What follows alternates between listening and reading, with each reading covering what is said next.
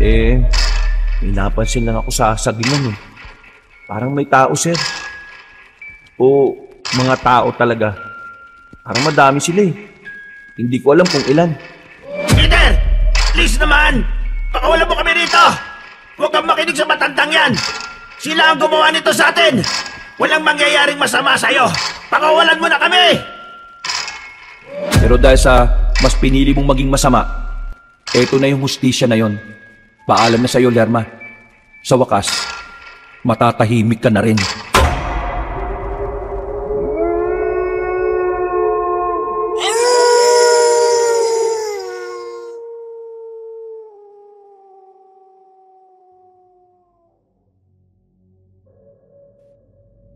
Pinagpalang araw sa inyo, kabanong. Ganon din sa lahat ng mga kabangers at mga kayanggaw. Ako nga pala si Peter. Hindi ko tunay na pangalan. Taga Metro Manila po ako. 24 na taong gulang. Bagong graduate at 1 taon pa lang bilang civil engineer. Bago pa man ako masanay sa buhay ng Maynila, yung gising ng alas 4:30 ng madaling araw, traffic, kapeng almusal at overtime sa opisina, dumating agad ang pagkakataon na hindi ko inaasahan. Isa ako sa mga napili ng kumpanya naming telco para magsagawa ng field survey sa mga lugar na pwedeng pagtayuan ng mga bagong towers sa Kabisayaan. Excited ako nung una. Ibig sabihin kasi nito ay makakalayo ako sa polusyon at maingay na lungsod. Isa pa, kasama ko ang 2 matagal ko nang kakilala na si Simon, ang may kayabangan naming site supervisor, at si Parker, ang chubby kong katrabaho na maingay pero magaling sa technical na trabaho. Sa totoo lang ay masaya talaga ako. Kapag kasi sila ang kasama ko ay para lang kaming naglalaro, pero ginagawa pa rin namin ng tama ang trabaho. Kapag kasi si Simon at Parker ang katuwang ko, hindi ko ramdam ang pagod. Parang lakbay barkada lang ang dating namin palagi na may halong trabaho. Katulad nung araw na yon.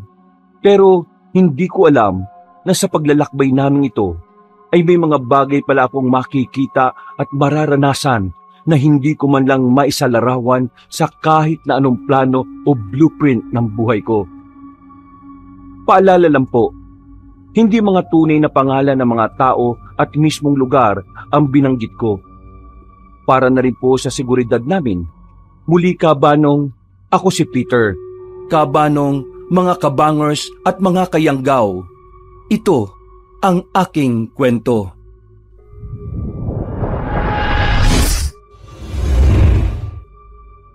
Bago nga pala magsimula ang ating kwento, sana'y mapindot nyo muna ang subscribe button at ang notification bell para lagi kayong nanonotify pag may bago tayong mga kwento. At huwag nyo rin kalilimutan mag-like at comment. Napakalaking tulong po ito sa ating channel para mas makapagatid pa kami sa inyo ng mga magaganda at mga nakakapangilabot na mga kwento. At ngayon, sa ating pagpapatuloy.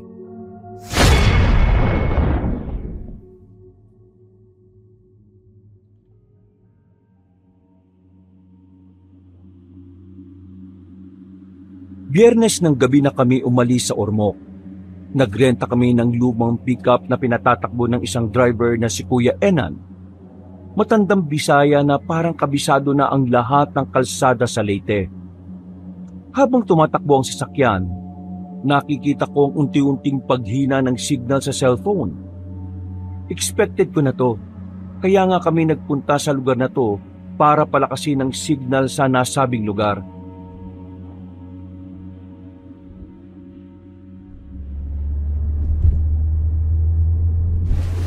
Nawawala na yung signal, mga sir. Oo nga eh. Ayan na. Simula na ng adventure natin, guys. Adventure? Eh mukhang horror movie to, sir eh. Buti na lang, dala ko tong emergency flashlight ko. Para kung sakaling mawalan ng ilaw eh, ready ako. Grabe yan ah. Parang buong ilaw sa lugar nyo, dala-dala mo, Peter ah. Oo nga, sir eh. At full charge pa to. Mas mabuti ning ready para sa kahit na anong sakuna. Ayos ka. Sakuna ka agad. Wala pa ngang nangyayari. May dala rin akong power bank dito. 20,000 milliampere na to. Pinadala pa to sa akin ng pinsan kong nasa Amerika Sir Simon, narinig mo ba yung sinabi nitong bata natin? 20,000 milliampere daw, yung power bank niya.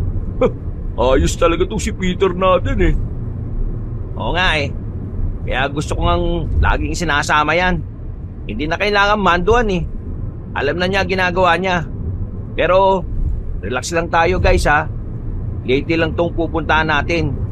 Maganda sa lugar na to. At may kuryente rin naman. Pero, ewan ko lang din sa area na pupuntahan natin ha. Balita ko kasi, nagkakaroon ng madalas na pag-brownout dun Mas okay na to, sir. Baka mamaya yung mapuntahan natin, may aswang. Di ba ganun daw yun?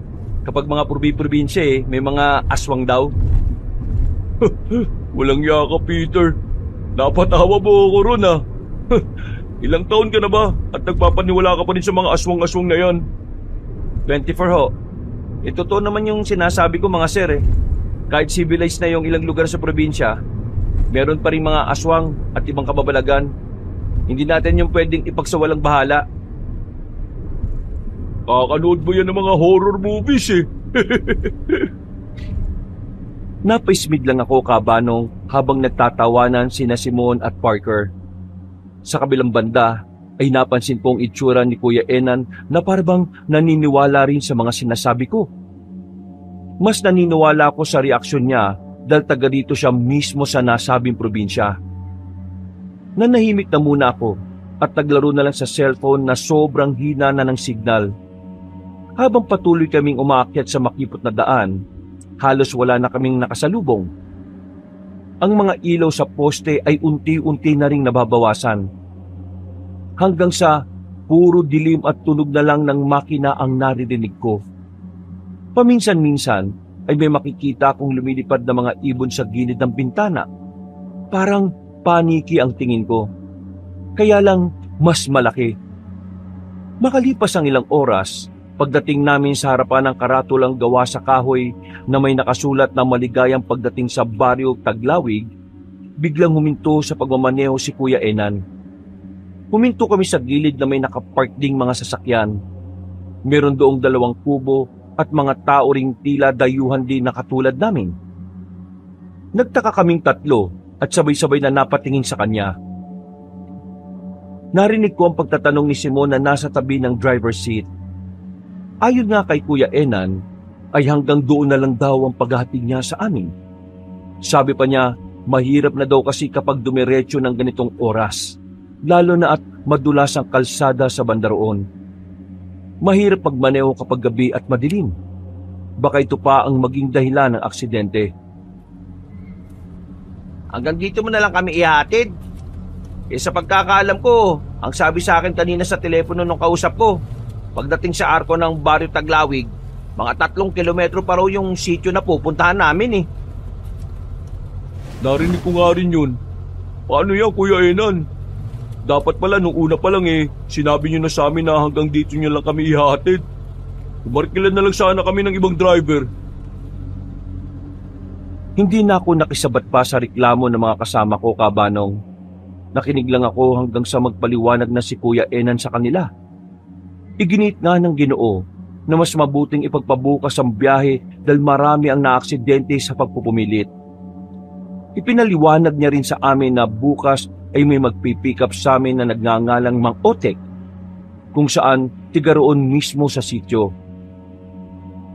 Nang marinig ko yun, ay nakisabat na nga ako para hindi na rin uminit ang usapan nilang 3. Oh, yun naman pala mga sir May susundo naman pala sa atin bukas. Siguro, tama lang din na pakinggan natin si Kuya Enan. Total, siya naman ang taga rito Sigurado kung alam niya ang sinasabi niya. Kaya mabuti pa, makinig na lang tayo mga sir. May magagawa pa ba tayo? Tsaka, ang tanong, saan tayo tutuloy ngayon? Huwag niyong sabihin doon sa kubo na yun, ha? Palagay ko nga sir, kasi yung 2 sasakyan nandun Tapos may mga tao rin sa labas. Mukhang ganun din ang bilin sa kanila. Kaya sumunod na lang tayo. Sila ang nakakaalam ng mga rules and regulation dito eh. Mas okay na sundin natin yon. Sa mga ganitong probinsya pa naman, mas mainam talaga na sumusunod tayo sa mga ganitong klase ng mga patakaran. Sus, yan ka na naman eh. Papasok mo na naman ang Aswang Chronicles mo eh. Napangiti lang ako kabanong dahil sa huli ay wala na rin naman na magagawa ang mga kasama ko kundi ang sundin ang sinabi ni Kuya Enan. Doon nga kami pansamantalang nagpalipas ng gabi kahit hindi rin trip ni na Simon at Parker ang lugar. Katulad ko, wala rin naman kami magagawa kahit umangal kami ng umangal. Sa kabilang banda, napakatahimik ng lugar. Mahina ang ihip ng hangin, pero malamig at talagang nanunuot ito sa balat. Nang nabigyan na kami ng silid na matutulugan, humiga kagad ang dalawa kong kasama at mabilis na nakatulog. Paayo-ayo pa tong mga to. Ang bibilis din naman pala makatulog. Hindi man nga lang tumagal ng 3 minuto. Mga humihilig-hilig na. Napapailing ko silang minasdan bago naiga sa tapat ng bintana. Nang tila dinadalo na rin ako ng antok, ay muling umihip ang malamyang hangin. Pero sa pagkakataong ito, ay umalingasaw ang tila amoy lupa na parang may halong asim ng nabubulok na halaman. Napabalikwas tuloy ako ng bangon at sumilip sa labas. Napilitan tuloy akong isara ang mga bintana dahil sa hindi kaaya-ayang amoy. Hindi ko rin alam kung dahil lang sa pagod, pero bago ko makatulog, parang may narinig akong tunog ng mga kuko sa labas. At tila ba parang may kumakalmot sa gilid ng sasakyan namin. Pero nang muli akong sumilip sa bintana, wala naman akong nakitang kahit sino roon, kaya natulog na talaga ako. Kinabukasan, 6:00 pa lang ng umaga, ay nagising na kami at habang nagkakape, ay may dumating na 4 na tricycle. Nakatinginan kami ni na Simon at Parker. Ang ini-expect lang namin na susundo sa amin ay kotse din. Wala na kaming nagawa dahil wala na rin kaming choice. Maya-maya pa nga ay lumapit na sa amin ng isang Ginoo na payat at medyo kulubot ang balat. Nagpakilala siya bilang si Mang Otek na siyang tinutukoy ni Kuya Enan kagabi. Pagkatapos namin siyang makausap, ay nag-ayos na rin kami ng mga sarili. Makalipas ang 1 oras, ay umalis na rin kami. Sumakay kami sa tricycle at nagsimula na ang biyahe papasok sa pinakaloob ng baryo. Habang binabagtas namin ang daan, ay napansin kong tila unti-unting nag-iiba ang ambience ng paligid. Mas dumami ang mga puno at mas nangaunti ang mga bahay. Ilang minuto pa ay nakarating na kami sa may gitnang bahagi kung saan may maliit na barangay hall na gawa sa kahoy. Huminto kami roon para kausapin ang namumuno sa lugar para sa pagsasurvey. Si Simon na ang kumausap sa kanila at nagtambay na lang kami ni Parker sa labas para tumingin-tingin sa paligid. Magla-live pa naman sana ako. Kaso, wala na talagang signal sa area na to eh. Kahit yung ibang network, mahinang-mahina talaga sumagap. Kaya nga tayo yung kauna-unahan na magtatayo ng malakas-lakas na signal dito sa area na to eh. Hindi matatapos ang taon na to. Magkakaroon na ng maayos na connection ng lugar na to. Sana nga, matapos ka agad. Para kapag balik natin dito makapag-live na ako. Wow plano mo pa talagang bumalik dito? Siyempre, baka malay mo naman. Dito ko na mahanap yung forever ko, di ba? Di wow. Marami pa kaming naging asaran at kwentuhan ni Parker hanggang sa lumabas na si Simon kasunod ng ilang opisyal sa baryo. Pagkatapos namin makapagpaalam, ay sinamahan na nga ulit kami ni Mang Otek papunta sa bahay na tutuluyan namin. Mas maayos naman ang nasabing bahay kumpara sa tinulugan namin nung gabi. Maya-maya pa, habang nag-ayos kami ng mga gamit para sa pagsasurvey sa tatayuan ng telco tower, nakarinig kami ng ingay sa labas. Pagdungaw ko sa bintana ay may mga tao roon at karamihan ay matatanda. May mga bata ring nakadungaw pero hindi sila lumalapit. Yung tipong ilang na ilang. Dumungaw din sa bintana si Parker pati si Simon at pagkatapos ay saka kami nagkatinginan na tatlo. Anong meron? Wala naman. Ganyan lang daw talaga mga tao dito kapag nakakita ng mga bagong salta. Sabi ng kapitan sa akin kanina, huwag daw nating pansinin yung mga yan. Parang nakakailang naman, sir. Bakit ka naman maiilang? Tingnan nyo naman yung mga titig nila sa atin, no? Feeling ko tuloy, may mga nagawa kong kasalanan sa lugar na to, eh. Tsaka yung bata ron, no? Parang mga takot na takot. Huwag yun na silang pansinin. Basta trabaho lang ng trabaho hanggang sa matapos tayo. Isipin mo na lang, Peter, na para kang artista na pinagkakaguluhan. Malay mo, di ba? May chikas na magkagusto sa'yo rito.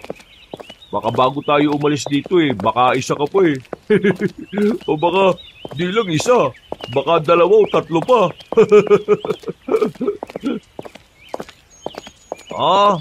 Tama yung sinabi ni Parker. At least, uuwi ka na, nakabengbang ka ng chikas. Kayo talaga, pagdating sa mga ganyang kalokohan, ang bibilis nyo talaga. Trabahong pinunta natin dito, no? Parte yun ng trabaho natin. Dapat, ang goal mo, kada mapupuntahan natin lugar, meron kang maiisa na chicks. Para naman, kumalat agad ang lahi mo. Hindi na ako umimik. Umismid na lang ako sa kabinitbitang bag na naglalaman ng mga gamit. Ganun na rin ang ginawa ni na Simon at Parker habang nagtatawanan. Paglabas namin ng bahay, nandun pa rin ang mga iilang tao na nakatingin at parang sinusuri kami mula ulo hanggang paa. Pakramdam ko tuloy para silang mga frisking guard o monitor na iniiskan pati kaloob-looban namin. Ilang na ilang talaga ako, kabanong. Nang palabas na kami sa kahoy na gate, may lumapit sa amin na isang matandang babae. Sa tingin ko nasa 60 years old and above na siya. Maliit lang. Medyo may puti-puti na sa mahabang buhok. Morena at kahit makinis sa mukha niya, mahalata mo na rin ang katandaan. Nang magtama ang mga mata namin, hindi naman ako nakaramdam ng takot pero feeling ko merong kakaiba sa kanya. Ngumiti siya at nakipagkamay kay Simon dahil yun ang nauuna sa amin. Magandang araw po. Magandang araw din. Ako nga pala si Manang May. Ako naman po si Simon. Itong kasama ko si Peter. At yung malusog sa tabi niya, si Parker naman po. Ano pong may paglilingkod ko sa inyo, Manang May? Wala naman akong kailangan sa inyo. Gusto ko lang kayong makilala na mga sinasabi ni Kapitan sa amin nung nakaraang araw pa. Sabi rin ni Otek, mga taga Maynila raw kayo na magsasurvey para sa itatayong tower ba yun o poste? Tama ba ako, iho? Oo, Manang. Kami nga ho yun. Mga ilang araw kayo dito. Pasensya na kung matanong ako, ha. Gusto lang kasi naming paghandaan ng pamamalagi nyo dito para naman maisipan nyo ng bumalik-balik. Salamat naman po pero hindi nyo na po kailangan mag-abala pa. Nakakaya naman. Hindi nyo kailangan maya sa amin lalo na sa akin. Talagang gusto lang namin na masulit na mga dayuhan ang pananatili nila rito. Katulad nyo. Ganun ho ba? Sige ho. Kayo bahala. Salamat po in advance, Manang. Kung okay lang ho sana, medyo nagmamadali lang kami ngayong araw Mamaya na lang po siguro tayo mag-usap patungkol dyan. Pasensya na sa abala. Siya nga pala, naparito rin ako para magbigay sa inyo ng kaunting babala. Alam niyo naman sa lugar na katulad nitong baryo, Iba to sa nakasanayan nyo sa syudad. Payo ko lang sana na habang nagmamalagi kayo rito, pagpapalubog na ang araw, huwag na kayong lalayo sa baryo o magpunta pa sa kung saan-saan. Bakit naman po? Ayaw ko kayong takutin pero gusto ko lang sabihin na mahiwaga itong lugar namin at maraming mapaglarong klase ng mga elemento sa paligid. Kapag gabi, hindi lang tao ang gumagala. Kaya iba yung ingat ang kailangan, lalo na sa mga katulad nyong dayo. Kayo ang madalas na aliwin ng mga sinasabi ko. Sige po, tatandaan po namin yan. Salamat sa pakikinig. Wag sana kayong tutulad sa iba na matigas sa mga ulo para hindi na humantong sa problema. Salamat at mag-iingat rin kayo. Idadalangin ko sa may kapalang pananatili nyo rito. Nawa ang masulit nyo nga. Tumango na lang kami kay Manang May. Pagkatapos ay naglakad na kami papalayo. Yumukod lang ako at napunwaring nakatingin sa cellphone kong walang silbi habang naglalakad palayo sa mga tao. Nakakailang kasi ang mga tingin nila na parang akong kakainin ng buhay. Medyo nangilabot tuloy ako, lalo na sa mga sinabi ng matandang babae. Nang makalayo na kami sa kanila, biglang nagtawanan sina Simon at Parker na parang walang bukas. Napakunot tuloy ako ng noo habang nakatingin sa kanila at naglalakad. Anong nakakatawa sa sinabi ni Manang May? Sabi sa'yo, Simon magiging paniwalang-paniwala tong si Peter Bagay na bagay kang tumira sa ganitong lugar, pare. Alam nyo, wala namang masama kung maniniwala tayo sa sinabi ng matanda. Natural ang mga ganyang kagawian sa probinsya. Sige kayo, bahala kayo kapag may nangyaring hindi maganda. Siguradong hihingi rin tayo ng tulong sa mga taga rito. Baka dahil sa hindi nyo paniniwala pagtawanan lang din tayo nila sa huli. Hindi na uso yung ganyang paniniwala, pre. Sibilisado at makabago na ang mundo. Tama na yan. Baka makapikunan pa kayo. Tara, bilisan na natin. Para maaga-aga tayo matapos ngayon. Medyo naantok na talaga ako at gusto ko matulog.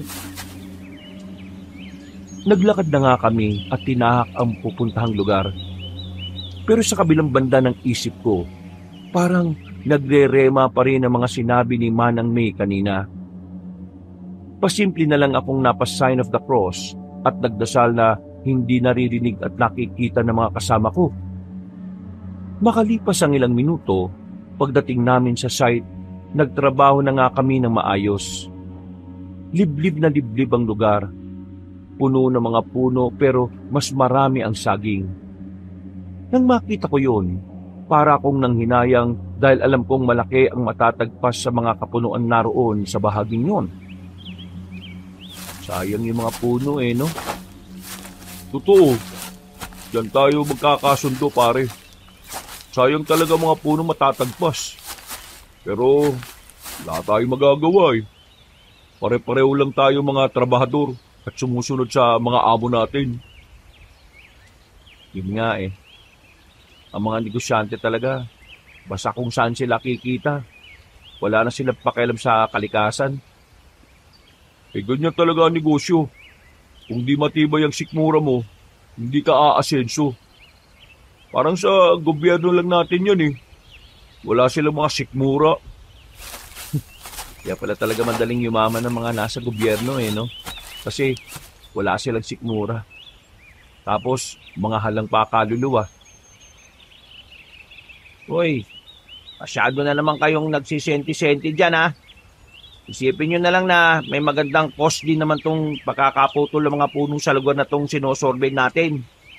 Matatayo ng tower ang lugar. Makakasignal at mapapabilis ang access ng mga tao sa lugar na to papunta sa ibang ibayo. Dahil doon, unti-unti sila magiging bukas sa mundo at mas mapapabilis ang pagiging sibilisado. Para hindi na rin masyadong nagpapaniwala yung mga tao rito sa kung ano-anong elemento. Naki-ek-ek ka na yan. Dumali ka na naman, sir, ha?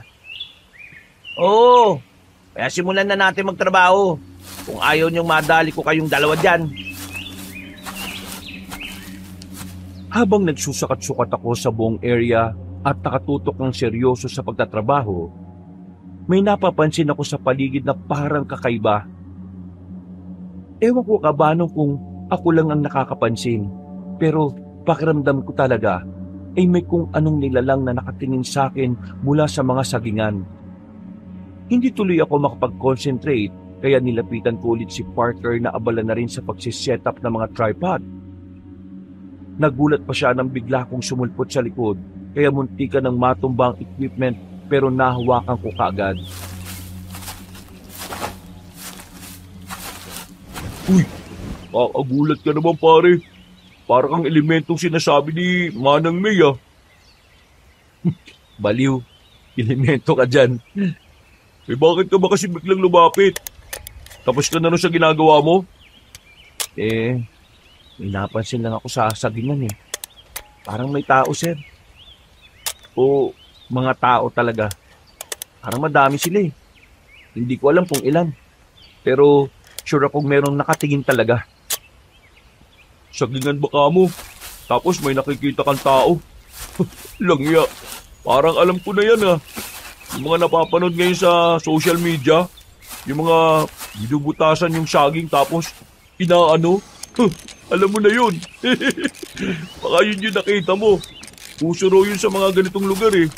Pastime ng mga kalalakihang walang magawa. Seryoso ako, no, Siraka? Seryoso rin naman ako ah.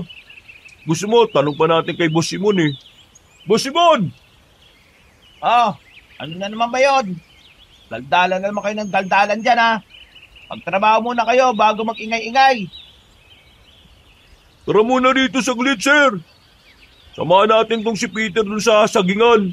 May nakita raw siyang parang mga taong nakatingin eh. Napakunot ng noo si Simon, pero lumapit din siya sa amin.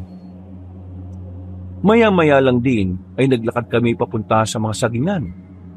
At ganoon na lang ang gulat namin nang makakita nga kami ng butas sa ilang mga saging na naroon.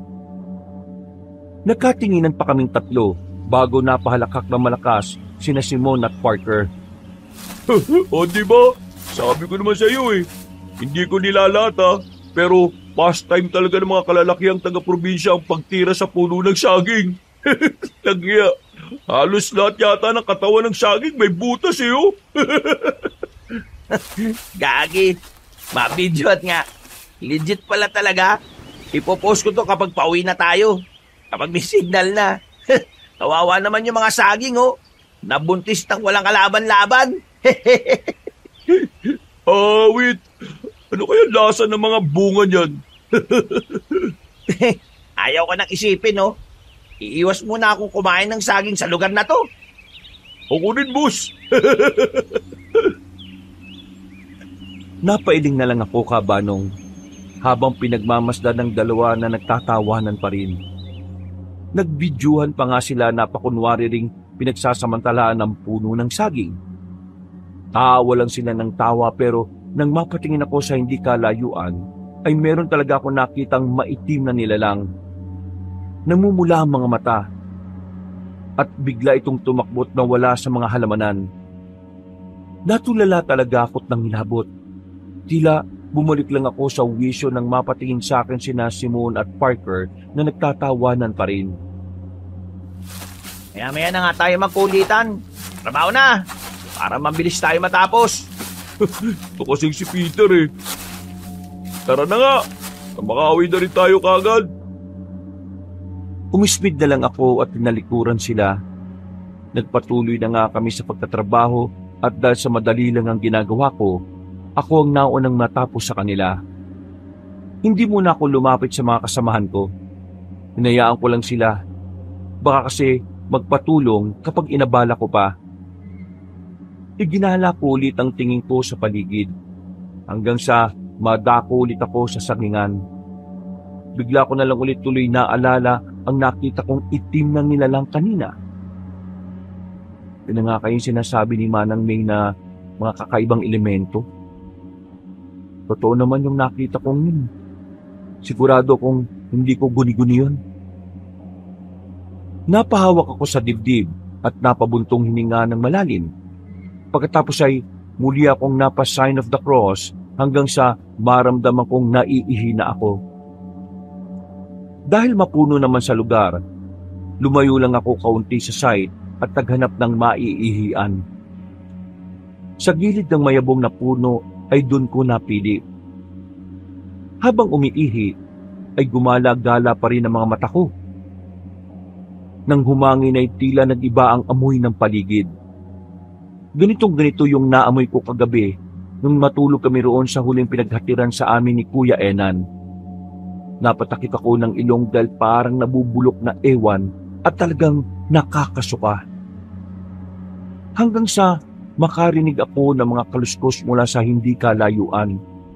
Sinundan nyo ng kakaibang tunog ng kung anong hayop. Akala ko nga talaga nung una ay mga hayop na ligaw lang. Pero napansin ko na naman ang maitim na nilalang.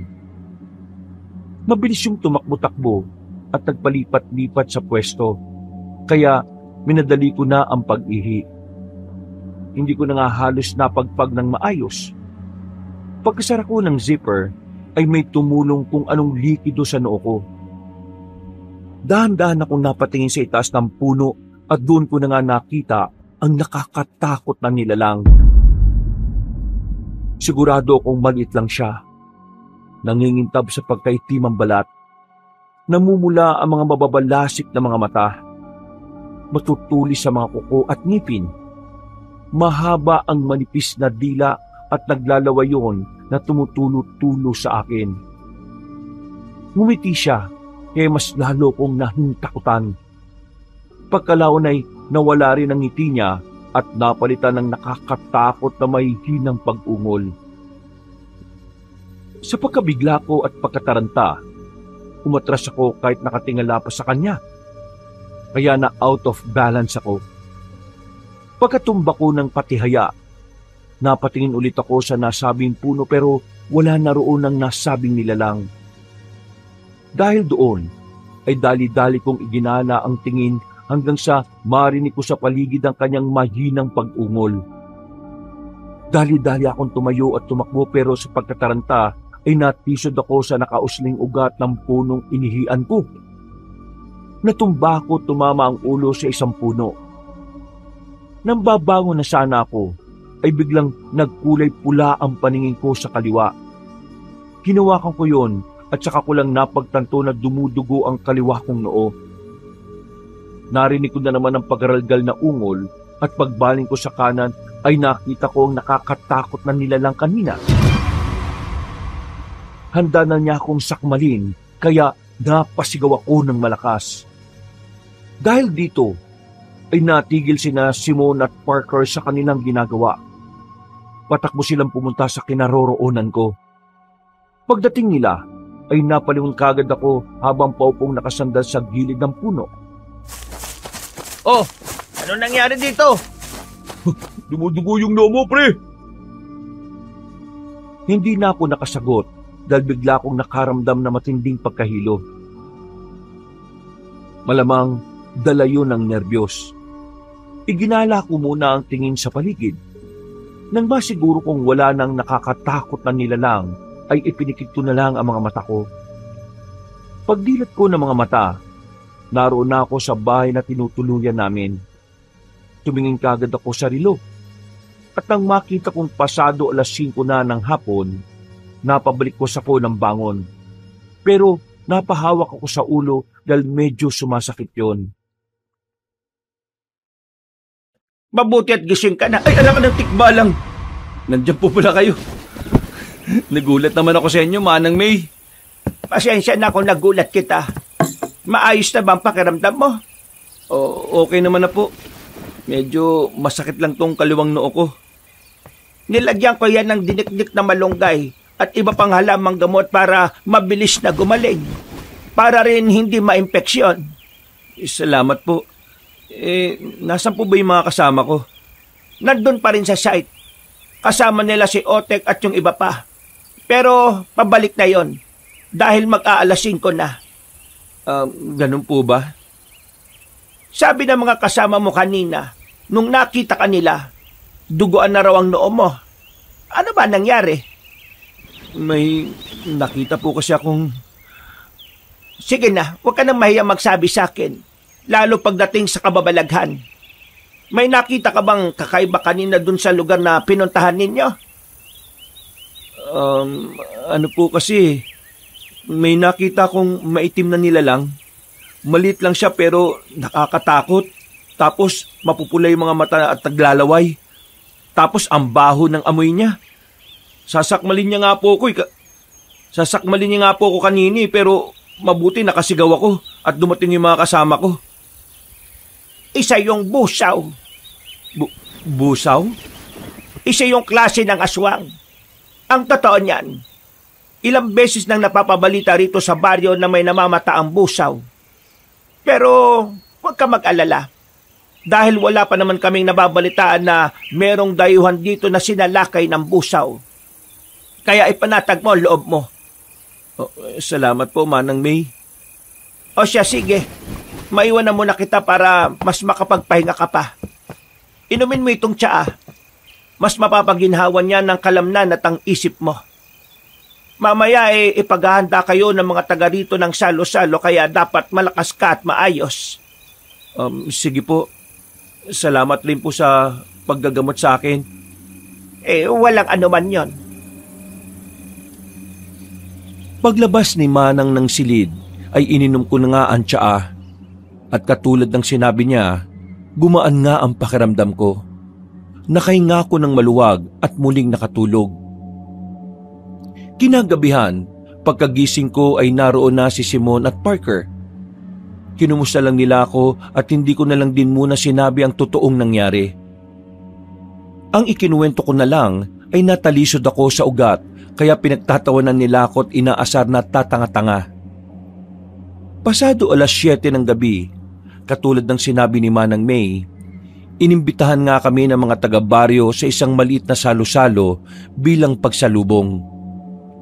May inihandang pinaupong manok, inihaw na baboy, nilagang baka, pansit, mga kakanin, panghimagas, tuba at kung ano-ano pa. Masaya ang lahat dahil meron pang kantahan, tawanan, pero sa gitna ng kasiyahan ay may isang dalaga kong napansin sa sulok. Nakatingin lang siya sa amin. Hindi kumakain at tila nakangisi lang ng bahagya. Nang magtama ang aming mga mata, ay parang may malamig na dumaloy sa katawan ko. Umiwas ako ng tingin dahil sa pagkailang at nang muli ko siyang sulyapan ay naglalakad na siya papalayo. Uy! Kanina ko pa napapansin yun ah. Ha? Ang alin? Maang-maangan effect ka pa dyan. Yung magandang babae kanina dun na umalis. Bagay kayo pre. Pero huwag ka lang tatanga-tanga ulit ha. At matitisod sa ugat ng puno. Ikaw talaga.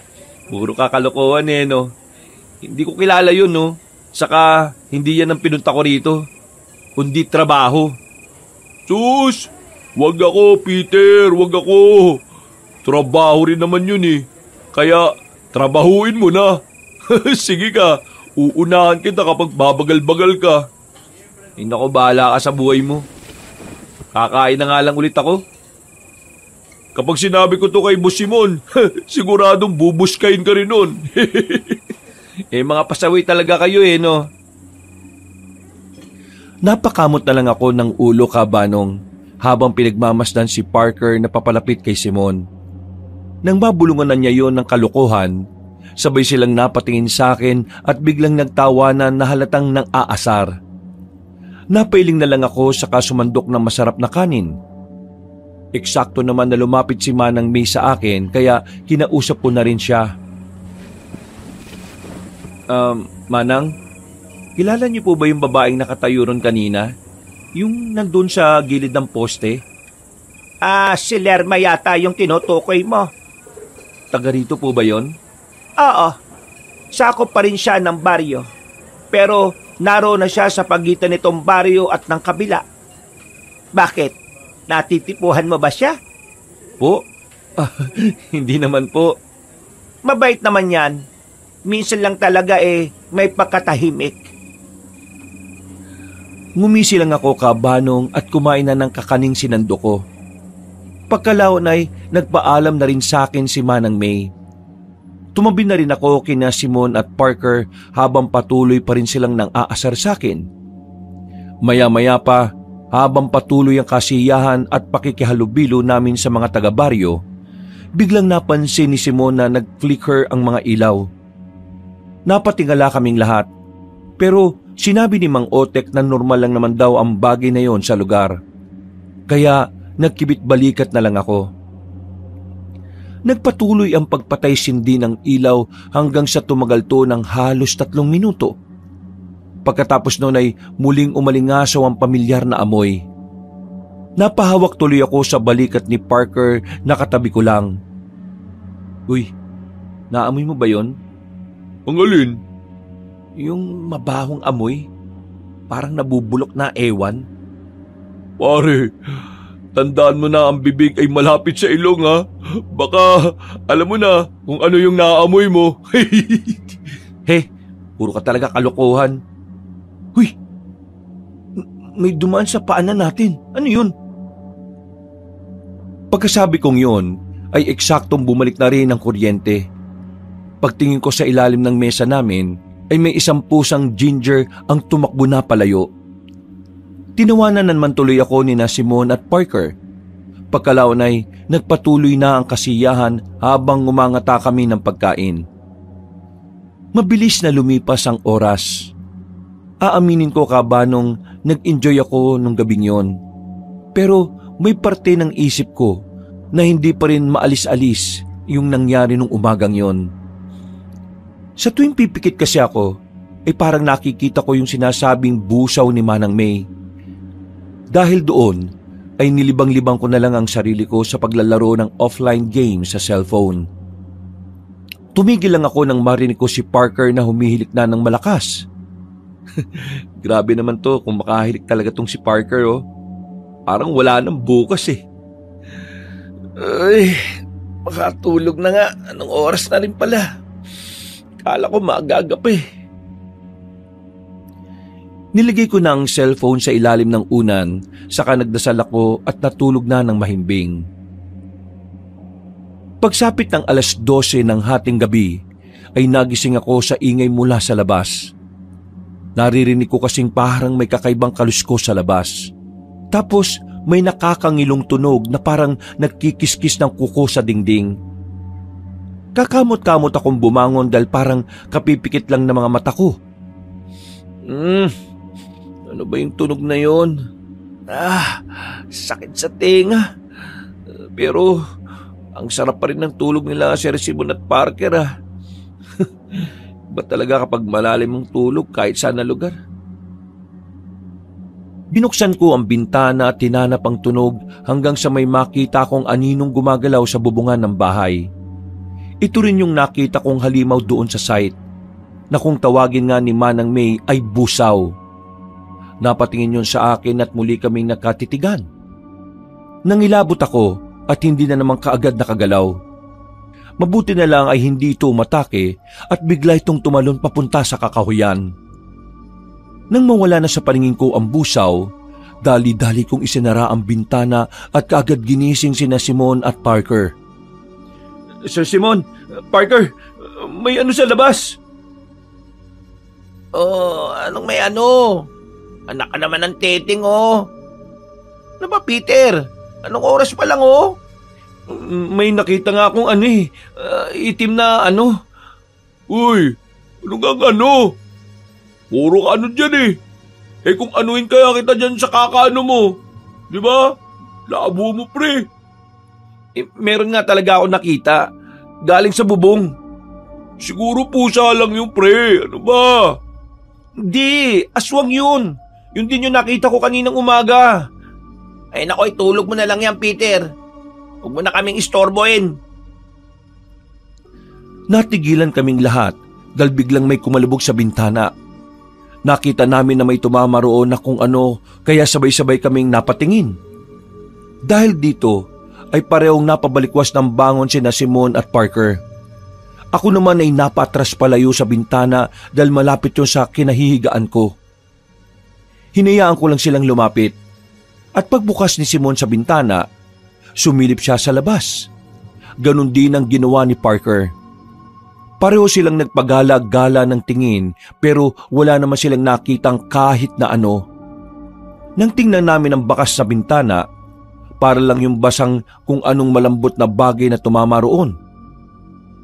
Ano yung tumama sa bintana, mga sir? Di ko alam. Pero hayaan na natin yun. Baka kung ano lang yun. O sige na, matulog na nga ulit tayo. Hindi na ako nakapagsalita at pinagmasdan na lang ang dalawa kong kasamahang parehong kumakamot ng ulo. Ramdam ko ang pagkainis nila dahil nga sa naalimpungatan sila pareho sa ginawa kong paggising. Pagkahawi pa loob ni Parker ng kurtina, tumingin siya sa akin na tila naiinis pa rin. O yan, nawi ko na paloob yung kurtina para hindi kung ano-ano yung nakikita mo.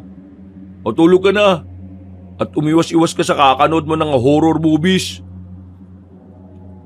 Wala na akong nagawa kundi ang bumalik sa kama ko, Kabanong. Matagal akong napatingin doon at iniisip-isip pa rin ang tungkol sa busaw. Hanggang sa unti-unti na rin akong dalawin ng antok. Kinabukasan, nagulat kami habang nag-aalmusal nang makita namin si Manang May sa labas ng tinutuluyan naming bahay. May dala siyang palaspas na may nakataling supot ng asin na tabo. Para saan po yan, Manang May? Pangontra to. Kagabi ko pa sana ito ibibigay kaso naisip kong nagpapahinga na kayo. Pangontra po saan? Sa mga masasamang elemento at alagad ng kadiliman. Pinabasbasan ko na rin yan doon sa simbahan. Habang nananatili kayo rito, mas mainam na meron yan. Mahirap na, lalo na sa nangyari sa iyo kahapon. Nako, Manang, sakto yan, dahil takot na naman yan nung hating gabi. Ano ba yung sinasabi mo kagabi, Pete? Nakakita ka ng ano ba yun? Busaw. Ayun, yun nga ho, Manang, busaw. Dinalaw na naman kayo ng busaw dito. Oo, Manang. 12:00 ng hating gabi. Nakita ko po sa bubungan tapos tumalon papuntang Kakahuyan. Nako, mag-iingat-ingat kayong tatlo. Mamaya nga pagdating ni Otek magpapakuha ako sa kanya ng mga pandakaki. Porselas yun ng panlaban sa mga ganong klase ng kampo na kadiliman. Para layuan nila kayo.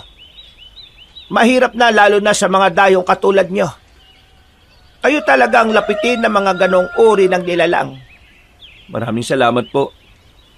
Nako, Manang, di naman ako nagpapaniwala sa mga ganyan Kasi kung matatakot lang tayo na matatakot, katulad nitong si Peter, ay nako, mas lalo lang yan silang magpapakita sa atin. The best way is to ignore them. Iba pa rin ang nag-iingat, Simon.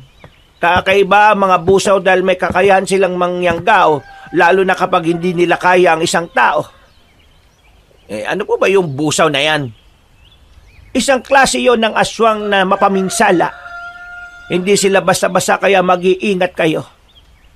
Pagmamadaliin ko na nga si Otek para ipakuha yung mga pandakaki. Ay sige na, at maiwan ko na muna kayo dyan. Pag-alis na matandang babae, ay biglang nagtawanan sina Simon at Parker. Napakunot tuloy ako ng noo sa ginawa nila. Medyo naiinis ako dahil parabang hindi nila sineseryoso ang sinasabi ng tao. Huwag niyong pagtawanan yung tao.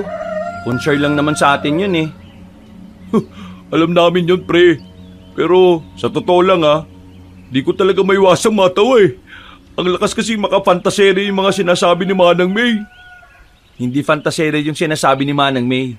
Ako mismo, nakita ko yung kahapon ng umaga. Yung alin? Yung busaw? Oo, Oh, akala ko ba sabi mo kahapon sa amin, napatit ka lang sa ugat ng puno. Bago-bago ka naman ng statement, pre. Sinabi ko yon dahil katulad niyan, pinagtatawanan niyo yung mga bagay na yon. Bahala kayo kung ayaw niyong maniwala.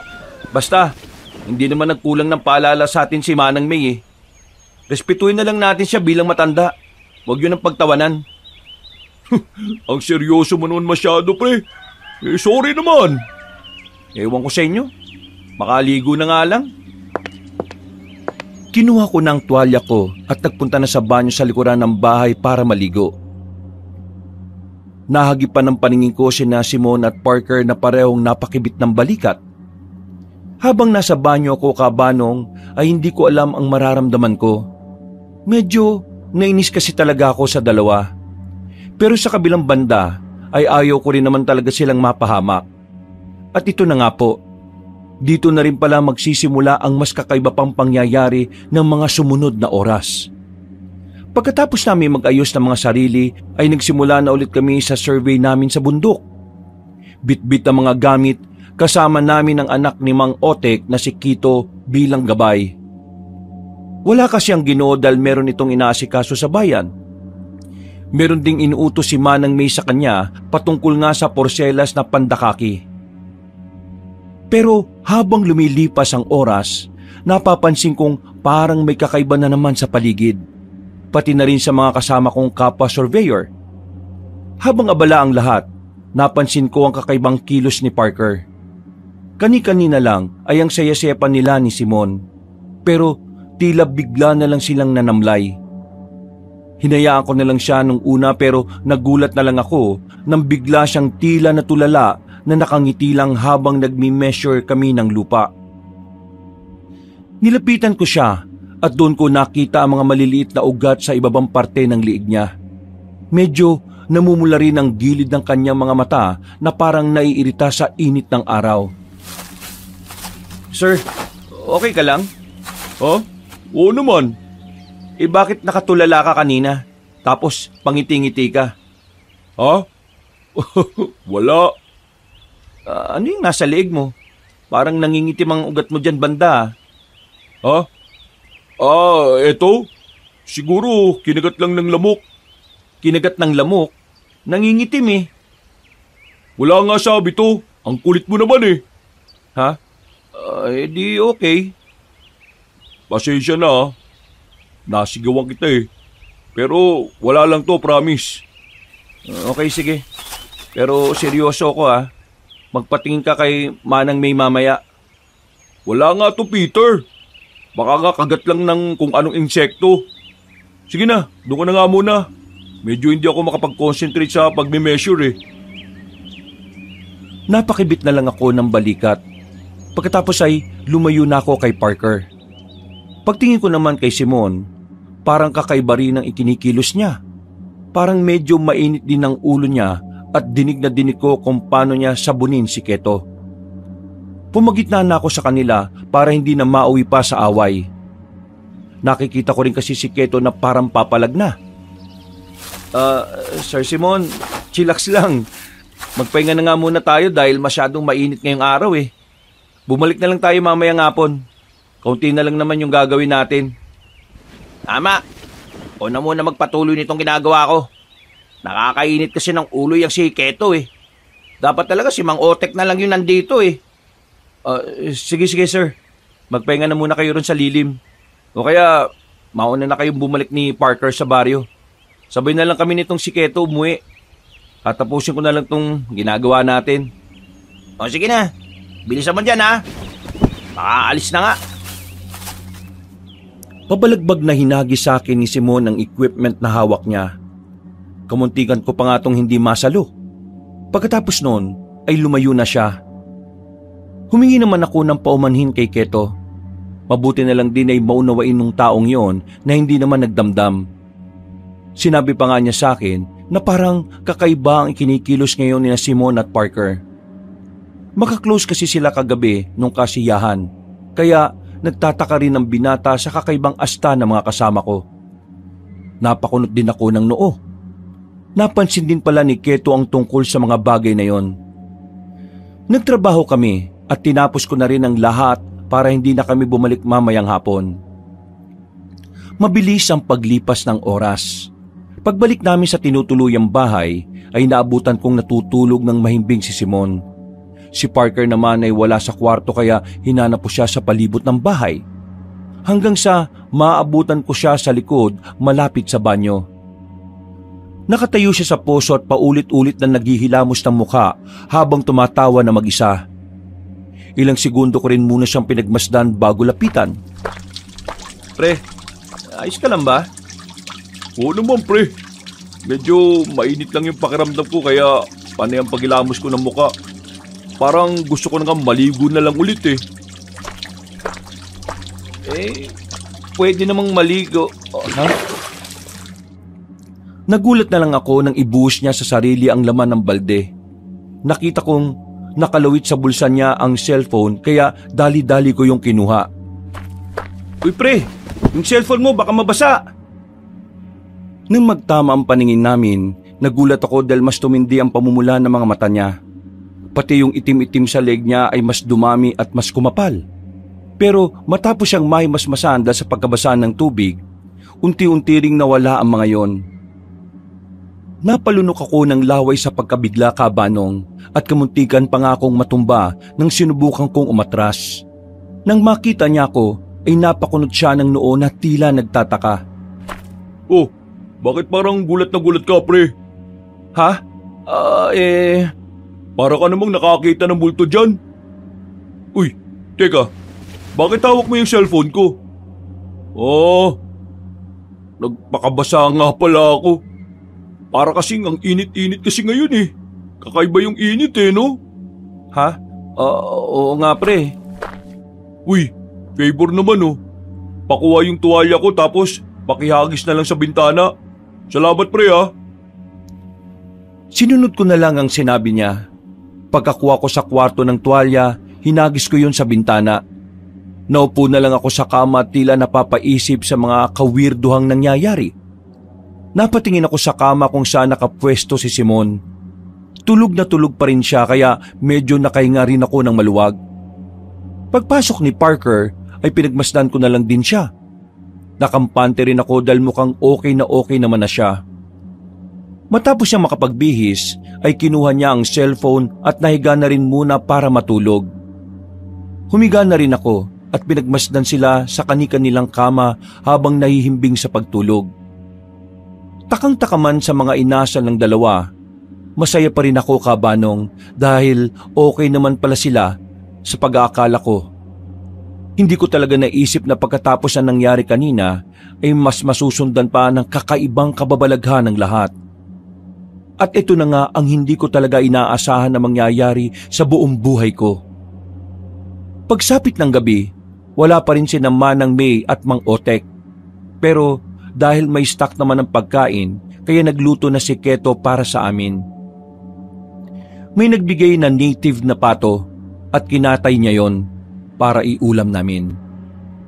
Nang umalingasaw ang amoy ng dugo ng nasabing hayop, kitang-kita ko si Parker mula sa bintana na tila titig na titig sa sariwang karne ng pato. Hindi ko nga alam kung refleksyon lang yon ng ilaw, pero nakita ko talaga na tila kumislap ang mga mata niya. Napadila rin siya na parang natatakam hanggang sa dumungaw na lang din si Simon sa bintana na tila naiirita. Ano ba yung amoy na yon? Sobrang lansa. At ang ingay ng tunog. Sino ba yung nagkakalampag dyan? Ha? Pasensya na sir kung nagising ka. Naghihiwa lang tong si Keto ng karne ng pato na binigay sa atin ng kapitbahay nila. Hinatay namin yung hayop kaya medyo malansa yung amoy. Ganun ba? Itapon nyo na lang kagad kasi sobrang tapang ng lansa Parang sumasagat sa ilong ko. Saka yung ingay. Hinaan nyo lang ng kaunti. Sige, ako na pong bahala sir. Itatapon ko na lang yung mga dugo-dugo sa malayo. Uy, bakit mo naman itatapon pre? Ang sarap nga ng amoy Parang ang sarap isabaw ng dugo Ha? Hindi, biro lang. Ito naman Dinampot ko na kaagad ang supot kung saan nakalagay ang ibang parte ng pato na hindi mapapakinabangan. Kasama na ang balahibo. Yung dugo naman, ipinaagos na lang ni Keto saka binuhusan ng tubig. Nakakagutom naman yan. Natatakam na tuloy ako eh. Parang gusto ko na tuloy sunggaban yung karne eh. Uy, ano ba yung pinagsasabi mo? Okay ka lang ba, pre? Ha? Ha? Oo naman. Sadyang gutom lang talaga siguro. Gutom na gutom. Hindi ko na masyadong pinansin ang kawirduhan ni Parker. Tinapon ko na sa malayo ang basura. At inapuyan ito dahil na rin sa payo ni Keto. Maya-maya, nang matapos na siya, ay niluto na kagad ang karne ng pato. Nagapunan na kami kagad pero umalis na si Keto dahil kailangan na rin siya sa bahay ng kanilang asawa. Pinipilit ko nga siyang magapunan pero tumanggi lang siya ng tumanggi. Hindi ko na masyadong pinilit dahil alam ko rin naman na naiilang siya kay Simon. Habang naghahapunan kami ay parang mga gutom na gutom ang mga kasama ko. Hindi ko tuloy alam kung ano ang mararamdaman ko. Masarap naman talaga ang pagkakaluto ni Keto pero kakaiba talaga ang asta nila. Guys, alam kong masarap tong pagkakaluto ni Keto sa pato. At ngayon lang ako nakatikim ng ganito eh. Pero sana maghinay-hinay lang kayo. Baka mabulunan kayo niyan eh. Sir Simon, Sir Parker. Ang sarap talaga eh. At ang gutom na gutom ako. Parang kahit buto nito mauubos ko eh. Grabe ka naman sa pati buto, sir. Anong grabe? May masama ba sa sinabi ko, ha? Wala naman. Basta maghinay-hinay lang. Puro kayong daldal. Kumain na nga lang tayo para maubos na to. Hindi na ako nagsalita at nagsimula ng kumain. Hanggang sa maubos na nila ang sinabawan. May isang prito na natira na sabay kinuha ng dalawa. Nagkatinginan pa sila at naghatakan sa isang pirasong prito. Nakita ko sa mga mata nila ang matinding determinasyon na gusto talaga nilang makuha ng buo ang natitirang karne. Ayaw nilang maghati rito. Guys, huwag na kayo magagawan pa oh. Ito oh, kunin nyo na yung sa akin. Wala pang bawas to. Uy! Dinakma kaagad ni Simon ang pritong nasa plato ko. Kamuntikan pa nga matapon ng kanin sa pagkakadakma niya. Nang mapatingin ako ulit sa kanila, ay doon ko na nakita ang muling pamumula ng gilid ng kanilang mga mata. Nagsulputan din ulit ang may itim na ugat sa mga liig nila. Mga sir, ayos lang ba kayo? Bakit? Mukha ba kaming hindi ayos? Para kasing namumula mga mata nyo eh. At saka, ikaw yata ang hindi ayos, pre. ha? Ako? Naririnig ko ang tibok ng puso mo. Ang bilis. Oo nga, pabilis ng pabilis. Natatakot ka ba, ha? Sino kinatatakutan mo? Kami ba? Natatakot ka ba sa amin ni Boss Simon? Bakit ka naman matatakot sa amin, ha? Wala naman kaming ginagawang masama, ha? Kumakain lang tayo ng hapunan dito. Pasimple akong tumayo habang takot na nakatingin sa kanila, Kabanong. Hindi ko na rin alam kung ano talaga ang nangyayari pero sigurado kong hindi normal itong ikinikilos ni na Simon at Parker. Saan ka pupunta? Bakit parang namumutla ka na? Anong ikinatatakot mo sa amin, ha? Ha? Ano kasi, tapos na akong kumain. Di kung ganon, ako na lang ang uubos ng pagkain mo, ha? Sige. Wala akong problema. Alis ka na? Oo eh. Medyo inaantok na ako. Tama, magpahinga ka na muna. Medyo namumutla ka na eh, oh.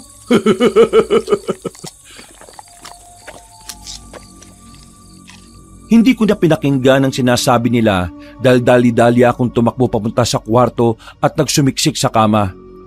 Hindi ko talaga alam kung ano ang nangyayari sa mga kasama ko, Kabanong. Pero wala naman akong magawa kundi ang manatili sa lugar na yon.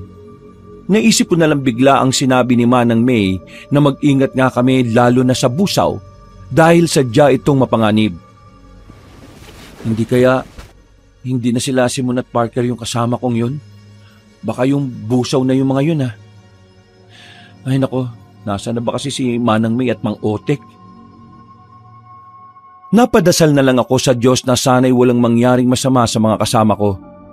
Hanggang sa makarinig ako ng ingay sa labas. Pagsilip ko sa bintana, nakita ko nga sina Simone at Parker. Nagtatampisaw sila sa pusuhan na parang init naman sa kanilang katawan. Ano ba nangyayari sa kanila? Sana talaga dumating na sina Manang May at Kuya Otek. Nang lumingon sila sa kinaroroonan ko, ay pareho silang ngumiti. Kaya sinara ko na at hinawi na paloob ang kurtina. Nagkulong na lang ako sa kwarto at nakiramdam sa labas hanggang sa hindi ko na malayang nakatulog na ako. Nagising na lang ako nang tumama sa noo ko ang cellphone. Aray ko! Ano nangyari? Teka, umaga na pala. Pagtingin ko sa kama ni na Simone at Parker, nandun sila at tulog na tulog. Dahan-dahan akong lumapit sa kanila at gano'n na lang ang gulat ko sa nakita ko. Kitang-kita na kasi ang itim na ugat sa mga leeg nila. Bukod dito ay gumapang na yon sa magkabila nilang mga sentido. Pati ang mga talukap nila ay may bahid na rin. Maging ang ilang parte ng dulo ng mga daliri. Lumabas kaagad ako ng kwarto dahil alam kong hindi normal ang ganon.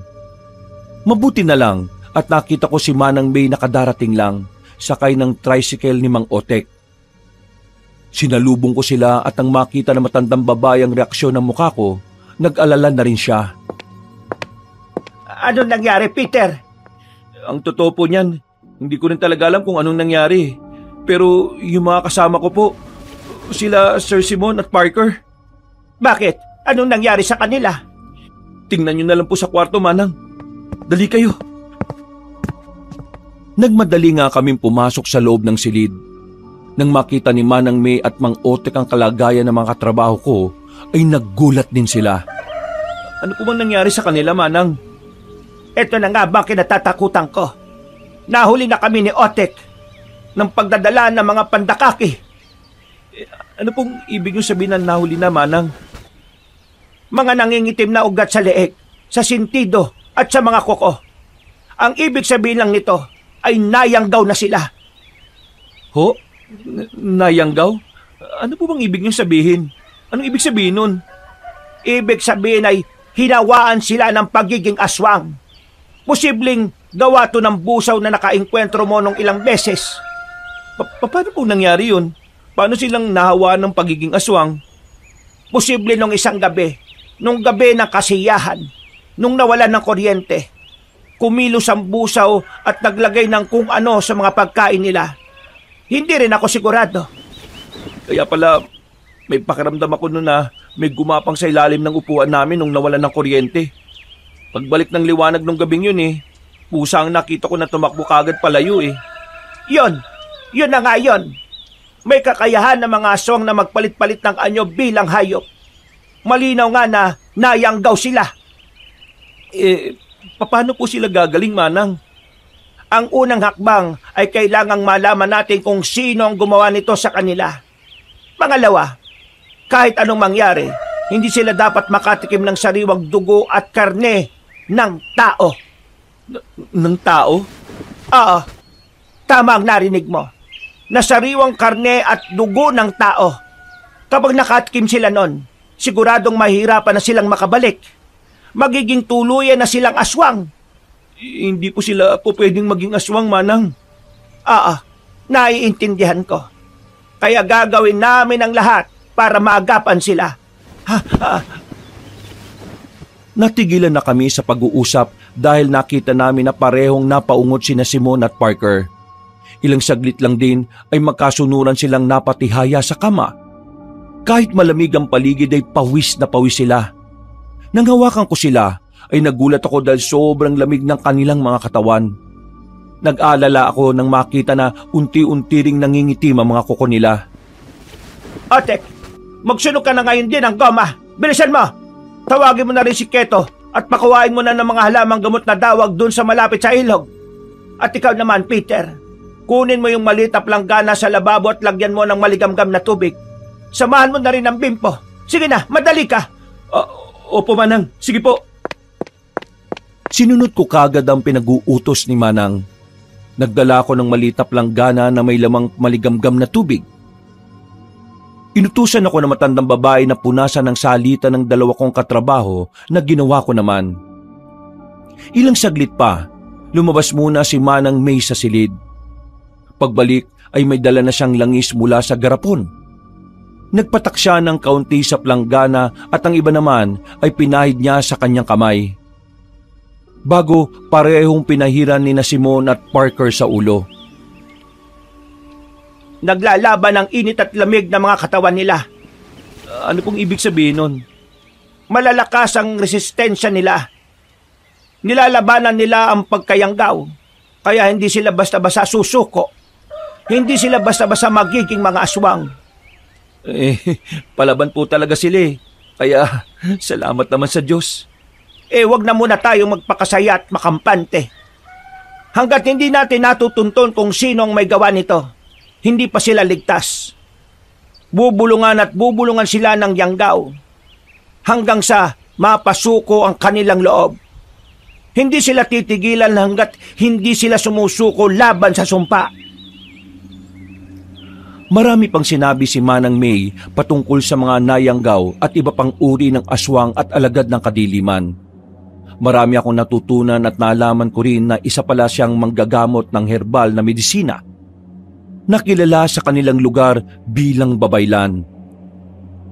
Yun nga lang ay hindi ganun kakumpleto ang kaalaman ng matandang babae dahil namatay na ang tagaturo niya noon. Nagsikap na lang siyang mag-aral at natutunan niya rin ang ibang kaalaman sa mga ibang albularyo na nakakasalamuha niya. Hindi man siya ganun kahusay pero may kakaya naman siya kahit papaano, lalo na pagdating sa pangontra. Higit kalahating oras ay dumating na ang mag-amang Mang Otek at Keto. Dawag na itim at iba pang halamang gamot ang dala. Ang dawag na itim ay isang uri ng baging na may kakayahang mapalabas sa tunay na anyo ang isang aswang. Ito ang gagamitin natin para masilo ang aswang. Salamat po. Umaasa ako na gagaling sila. Mas manalig ka sa Diyos dahil siya ang may kakayahan para mapagaling ang mga katulad ng nangyayari ngayon sa mga kaibigan mo. Instrumento lang ang mga katulad ko. Opo, salamat nga rin po sa Diyos. Inutusan na nga ulit ni Manang May si Mang Otek na magsunog ng gulong. Kami naman ni Keto ay umantabay lang ng gagawin ng matandang babaeng manggagamot. Tinali din muna namin ng mahigpit sina Simon at Parker. Dahil kabanong, ang sabi ni Manang May, kapag daw nagising ang dalawa, ay siguradong bigla na lang silang mananalakay dahil sa pagkatakam. Kumalat na kasi ang epekto ng pagkayanggaw base sa itsura ng mga itim na ugat sa katawan nila. Pagkatapos namin silang itali, gumilid na kami at pinagmasdan ang gagawin ng manggagamot. Mula sa planggana ay hinagis niya ang mga halamang gamot na pinagpira-piraso. Piniga-piga niya ito hanggang sa kumataas at mag-iba na ang kulay ng tubig. Nang sapat na ang katas para roon, ay isinantabi na niya ang halamang gamot. Saka muling hinalo ang maliit na planggana. Umantabay lang kami ulit sa kanya hanggang sa nagsimula na ang ritual. Nangilabot ako kabanong habang pinakikinggan ng kakaibang salita. Para yung Latin, pero mas malalim na mas nakakapanindig ng balahibo. Pasimple akong napayakap sa sarili habang pinagmamasdan sina Simon at Parker na parehong umuungot-ungot na naman. Ilang beses niyang inulit ang nakakakilabot na salita at nang matapos na ay saka siya tumingin sa amin. Sigurado akong may mangyayari mamaya. At kahit na anong mangyari, wag kayong makikinig sa sasabihin ng mga kaibigan mo. Naintindihan mo ba? Opo, Manang. Magsisimula na ako sa ikalawang dasal. Magdasal na lang din kayo ng sarili nyo at manatiling nakaantabay. Pagtango namin ni Keto ay kumuha ng lampara matandang babaeng manggagamot. Pagkatapos ay nagsimula na siya ulit sa ritual. Uyog sang gabi, ibulgar ang nagtagot, sang dugo nga nagtubo, ipakita ang nagluwal.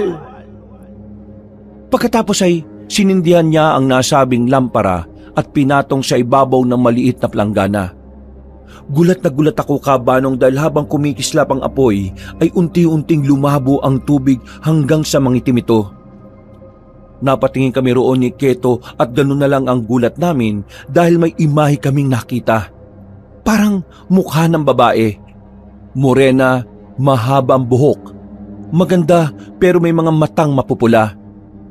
Pamilyar sa akin ang babae kaya napabaling ang atensyon ko kay Manang May. Kilala ko po yung babaeng yan, Manang. Siya yung naroon sa kasiyanong first night namin dito. Oo, si Lerma. Opo, siya nga po. Yung sinabi niyong babae na mabait at tahimik. Hindi rin ako makapaniwala na siya ang nangyanggaw sa mga kasama mo. Ang totoo niyan, hindi ko rin inakala na siya ang busaw. Hindi sumagi sa isipan ko ang bagay na ito. Siguradong magugulat ang mga taga-baryo kapag nalaman nila ito. Pero bakit niya po tinatarget ang mga kaibigan ko? Katulad nga ng sinabi ko, kayo ang mga dayuhan. Kayo ang may mga bagong dugo sa pang-amoy niya. At yan ang gusto ng mga busaw. Isang bagong dugo para mapanatili rin sila sa mga bata nilang anyo. Naputol na kami sa pag-uusap dahil biglang napamulagat sina Simon at Parker.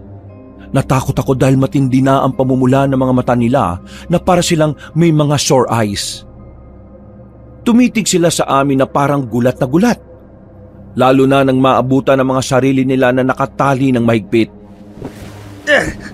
Ano ibig sabihin nito, Peter, ha? Bakit kami nakatali dito sa kama? Pakulan mo kami! Ano ba nangyayari, ha? Parang bato. Hindi magandang biro to, ha? Pakawalan mo kami. Pasensya na po, sir. Ano ba ang ginagawa mo? Bilisan mo na. Kalaga mo na kami. Kahit ako na lang. Huwag mo na ako idamay sa pagpaprank-prank na ito. Hindi kita pwedeng pakawalan, sir, eh. Anong hindi pinagsasabi mo? Bibilang ako ng 3, ha? Kung hindi, yari ka sa akin. Hindi talaga pwede, sir, eh. Peter, pakawalan niyo ako rito. Nagugutom ako eh. Nauuho ako. Bilisan mo na. Hindi ako nakaimik dahil sa nakakatakot na sigaw na yon. Nang mapabaling kami kay Parker ay tila napupuno na ng itim na ugat ang kanyang muka. Naglalaway na rin siya habang pilit na kumakawala sa matinding pagkakatali. Ganun na rin ang ginawa ni Simon.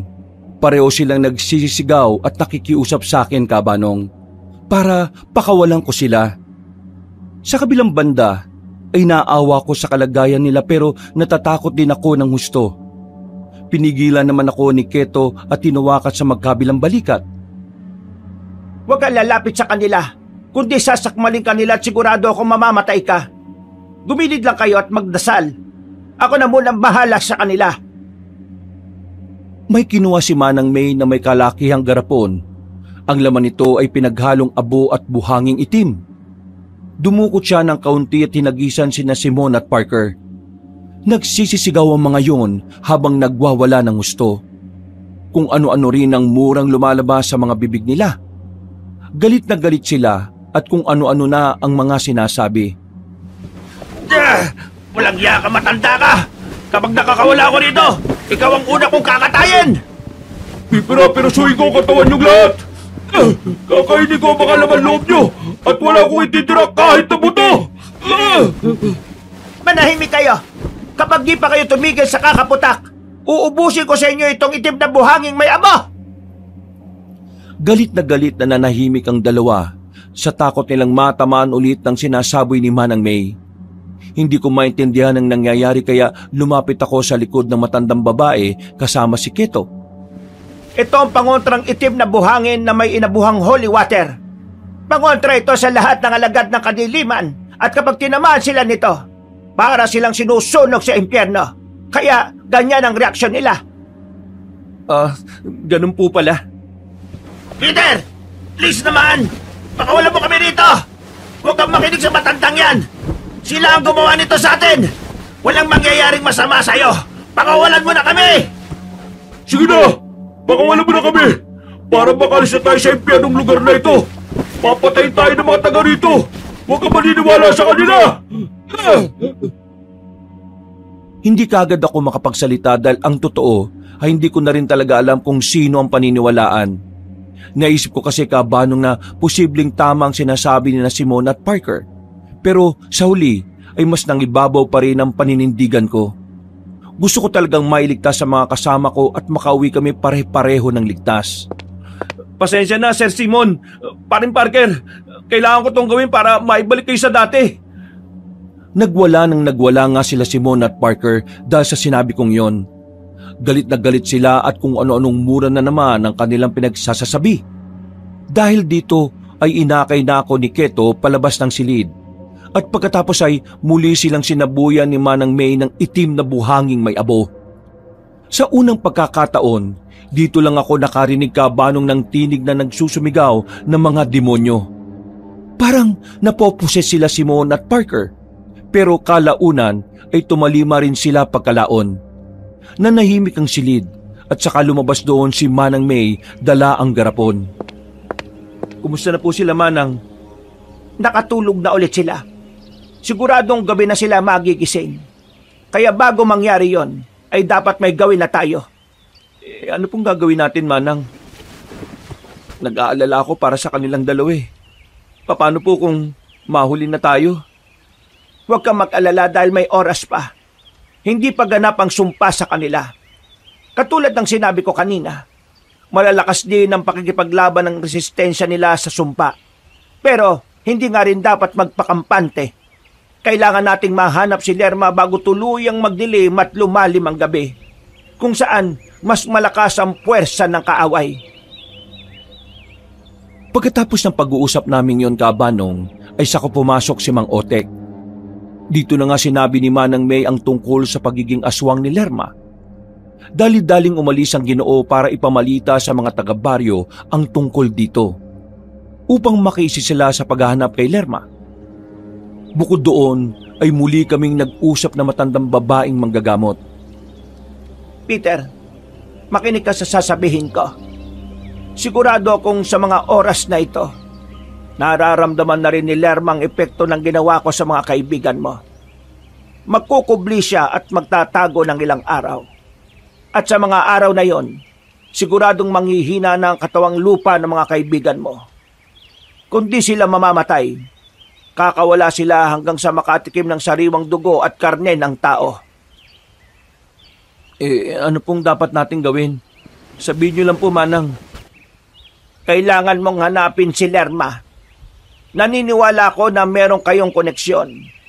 Sa ilang araw na pagsunod niya sa iyo, may lubid na hindi nakikitang magkokonekta sa inyong dalawa. Ito ang gagamitin natin para mahanap mo siya at ikaw din ang magiging susi para makabalik sa dati ang mga kaibigan mo. Sige po, gagawin ko po ang sinasabi niyo. Kahit natatakot ako at alam kong delikado. Huwag ka mag-alala dahil sasamahan ka ni Keto. Kami naman ni Otek ang bahala rito sa mga kaibigan mo. Sigurado rin ako na tutulong ang mga taga-baryo dahil likas na sa amin ang tumutulong sa mga katulad ninyo. Hindi kami papayag na masira ang imahe namin dahil sa isang busaw. Sige po, maraming salamat po. Sumunod ka sa akin sa bodega. Halika. Habang binabantayan ni Keto ang silid kung saan naroroon sina Simon at Parker, nagtungo na nga kami sa bodega. Mula sa lumang kahon ay meron kinuha si Manang May na isang maliit na panyong meron daw orasyon. At sa loob nito ay merong lumang kutsilyo na nangingintab sa pagkatansok. Hindi basta-basta nasusugatan ang mga busaw. Pero dahil galing sa sinaunang babayla ng kutsilyo natin, may bahay dito ng orasyon at siguradong magiging ordinaryo lang ang balat ng aswang na yon kapag ito ang ginamit mo.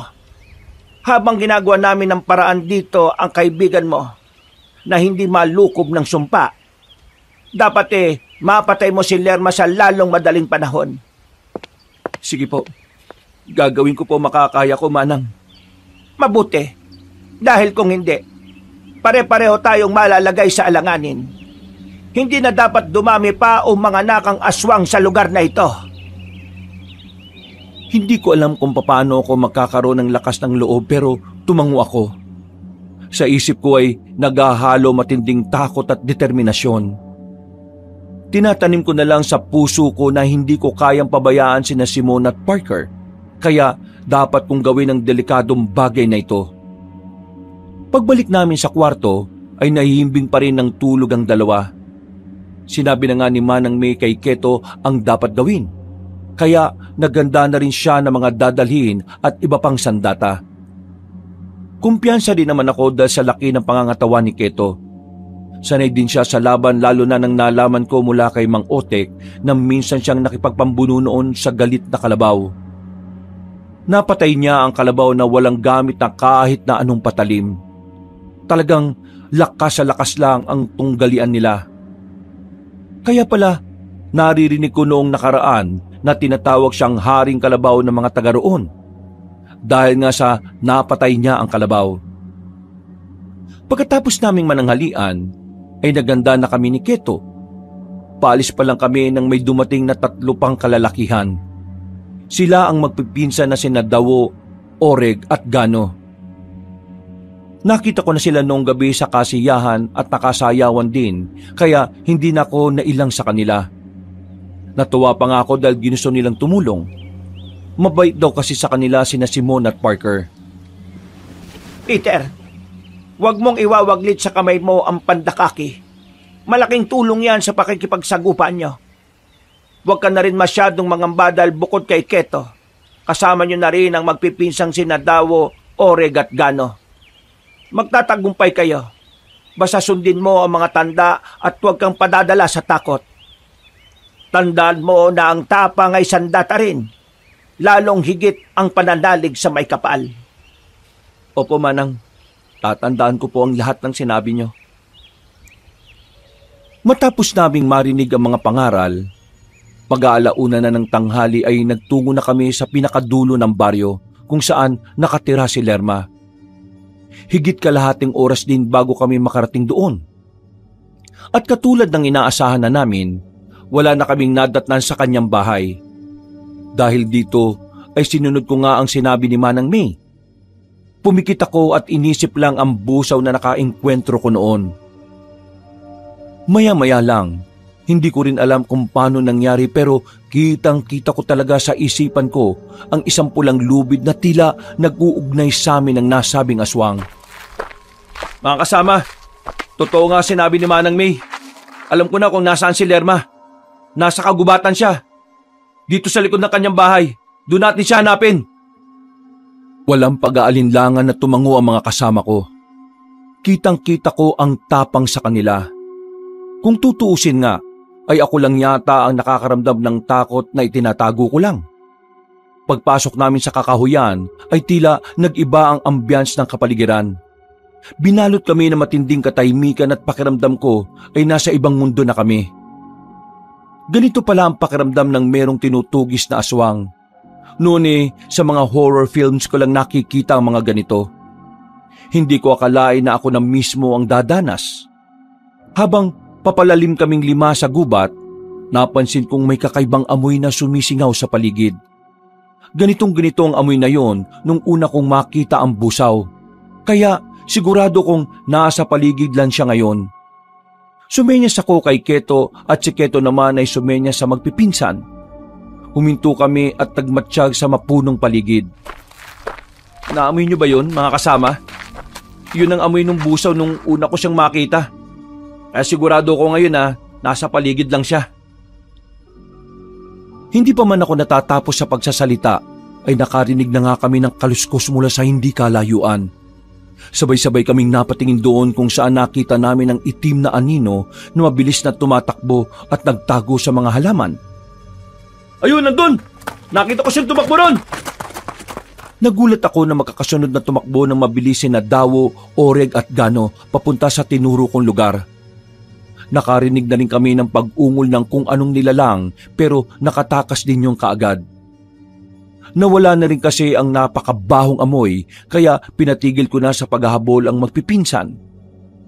Napalingon ako kay Keto na tumango lang sa akin. Pagkalaon ay may nakita kaming bato. Tumungtong ako roon at iginala ang paningin. Pagkatapos ay muli akong pumikit at inisip ang busaw hanggang sa makita ko na naman ang lubid na nagkokonekta sa aming dalawa. Lerma! Magpakita ka na sa amin! Alam ko naman na ako lang talaga ang pakay mo eh. Hindi mo na kailangang idamay pa ang mga kaibigan ko. Lumabas ka na!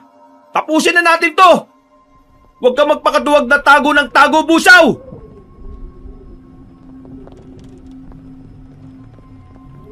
Wala akong narinig na tugon, kundi ang malamig na samyo ng hangin na dumampi sa aming mga katawan.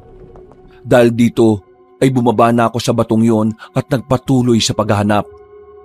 At makalipas nga ang ilang minuto, sa pagitan ng mga puno ng nara ay may nakita kong tila nakasampay. Nilapitan ko ito ng dahan-dahan at halos mabilaukan ako sa nakita kaya lumayo din kagad ako. Natutop namin ang aming mga bibig habang pinagmamasdan ng natutuyong balat ng tao na nakabitin sa sanga.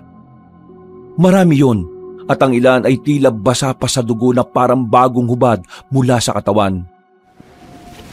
Nakita ko kanina sa isip ko, kaya nasisiguro kong malapit lang rito si Lerma sa paligid natin. Maging maingat tayong lahat, guys! Pagtangon nila ay muli akong naggala ng tingin sa paligid. Tumingin ako sa relo at nang makita kong 3:00 na ng hapon ay meron akong kinuha sa bulsa. Ito kasi ang bilin kanina ni Manang May. Guys, magpaliyab na tayo ng tuyong sambong. Pagtangon ni Naketo, Dawo, Oreg at Gano ay magkakasunod na nga naming niliyaban ng tuyong sambong. Kumalat ang usok nito sa paligid hanggang sa makalipas ang ilang minuto, narinig namin ang ilang malalakas na sigaw mula sa hindi kalayuan. Isang matinis na tinig na hindi galing sa tao. Napatingin kaming lahat sa kinaroroonan ng nakakakilabot na boses. At bago ko pa man maigalaw ang mga kamay at paa ko, ay may biglang humagibis mula sa lilim. Isang aninong napakabilis na parang ihip ng hangin na may kasamang amoy ng bulok na dugo. Tumalon ako paharap at tumama ang isang kamay ko sa puno. Paglingon ko ay doon ko na nga nakita si Lerma na namumula ang mga mata. Naging alerto na rin ang mga kasama ko na nagkanya-kanyang bunot ng kani-kanilang sandata. Sa wakas, nagpakita ka rin! Huwag kang umastang matapang, Peter. Naririnig ko ang mabilis na tibok ng puso mo. At ng puso niyong lahat. Talagang pinuntahan niyo pa ako dito, ha? Ang akala niyo naman mapapatay niyo ako? Hindi niyo ako kakayanin! Ah! Napalundag ang babaeng aswang matapos siyang sabuyan ni Dawo ng buhanging itim na binigay sa amin ni Manang May. Galit na galit siyang humarap sa amin at umangil ng umangil. Walang hiya! Walang hiya! Ano? Bakit umaatungal ka ngayon dyan, ha? Akala mo ba hindi ka namin kakayanin, ha? Isa pa lang ang sumusugod sa'yo. Paano pa kaya kung kami ng lahat? Mayabang ka! Nagkamali ako ng pagpili sa'yo. Katulad ka rin pala ng mga kaibigan mong may ingay at madadaldal. Dahil dyan, puputulin ko na ang koneksyon ko sa'yo. At katulad ng ginawa ko kay Simon at Parker, yayang gawin din kita. Gagawin kitang alipin ko. At kayo namang 4, gagawin ko kayong lahat ng pagkain ko. Ang dami mong sinasabi. Hindi ikaw ang magdidesisyon dahil hindi kami ang dihado dito. Ha! Tingnan natin. Nagpakawala siya ng nakakatakot na pag-ungol na may pagkamatinis. At ilang saglit pa ay unti-unti nang nagbago ang kanyang anyo. Siyang-siya nga ang nakakatakot na busaw na nakita ko. Umalingasaw ang nakakasukan niyang amoy. Lumit siya at nangintab sa pagkaitim ang mga balat. Tumalim ang mga kuko at ngipin. Bumagsak ang mga mata at umusli ang dilang naglalaway. Magdasal-dasal na kayo dahil ang gubat lang ang nakakaalam kung paano ko kayo papatayin lahat! Ang dami mong ebas! Sugod na mga kasama! Magkakasunod na nga kaming umaksyon, habang ang aswang naman ay nagtaas na mga kamay at tumalon palapit sa amin. Dahil dito ay binunot ko na sa likod ang pamalong bakal na siya kong sandata. Iwinasiwas ko ito habang siya ay pasalakay kay Keto. Tumama ang pamalo sa kanyang braso. Napatras siya at biglang naghumiyaw na parang mabangis na hayop na nasaktan. Ano? Sugod pa, dali! Ano yung ginawa mo? Bakit ako napasok sa bakal na yan, ha? Gusto mo malaman? Tumingin ka sa likuran mo, tanga! Bago pa makalma ang aswang, ay sumalakay na ang magpipinsan.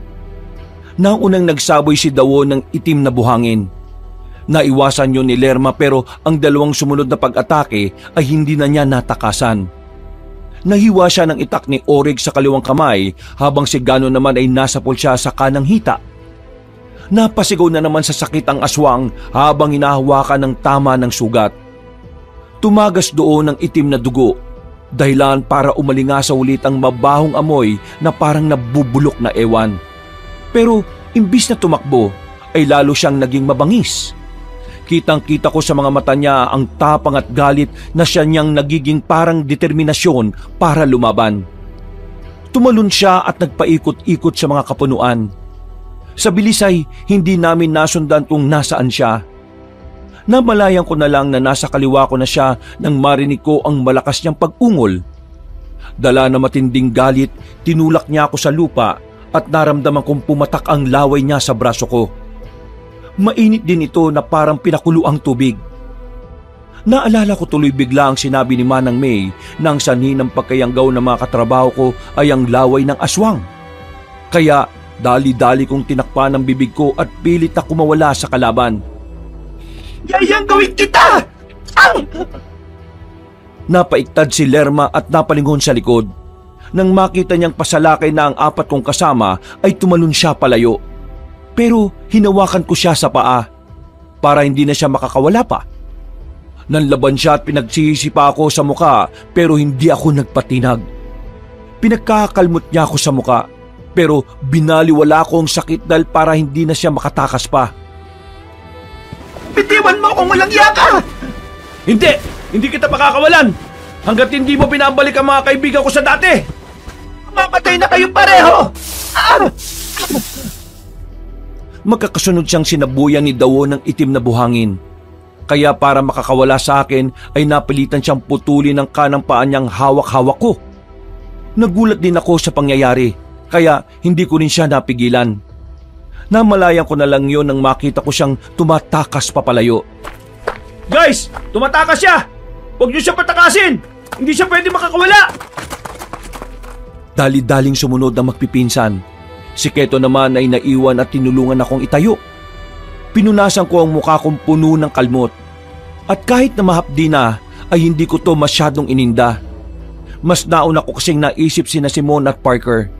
Hindi sila po pwedeng maging aswang ng tuluyan. Kaya nang tanungin ni Keto kung ayos lang ang lagay ko, ay tinanguan ko na lang siya.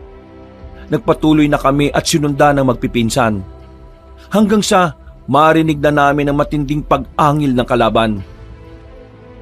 Pagdating namin sa labanan, nakita kong nakahandusay na si Lerma at tila hirap na hirap. Nang gigilitan na siya ng leeg ni Orig at Gano, ay bigla na siyang nag-anyong tao. Parang awa niyo na, Peter. Huwag niyo akong papatayin, pakiusap. Hindi ako masamang tao. Biktima lang din ako. Anong biktima pinagsasabi mo? Wala akong ibang pagpipilian. Hindi ko ginusto na maging isang busaw.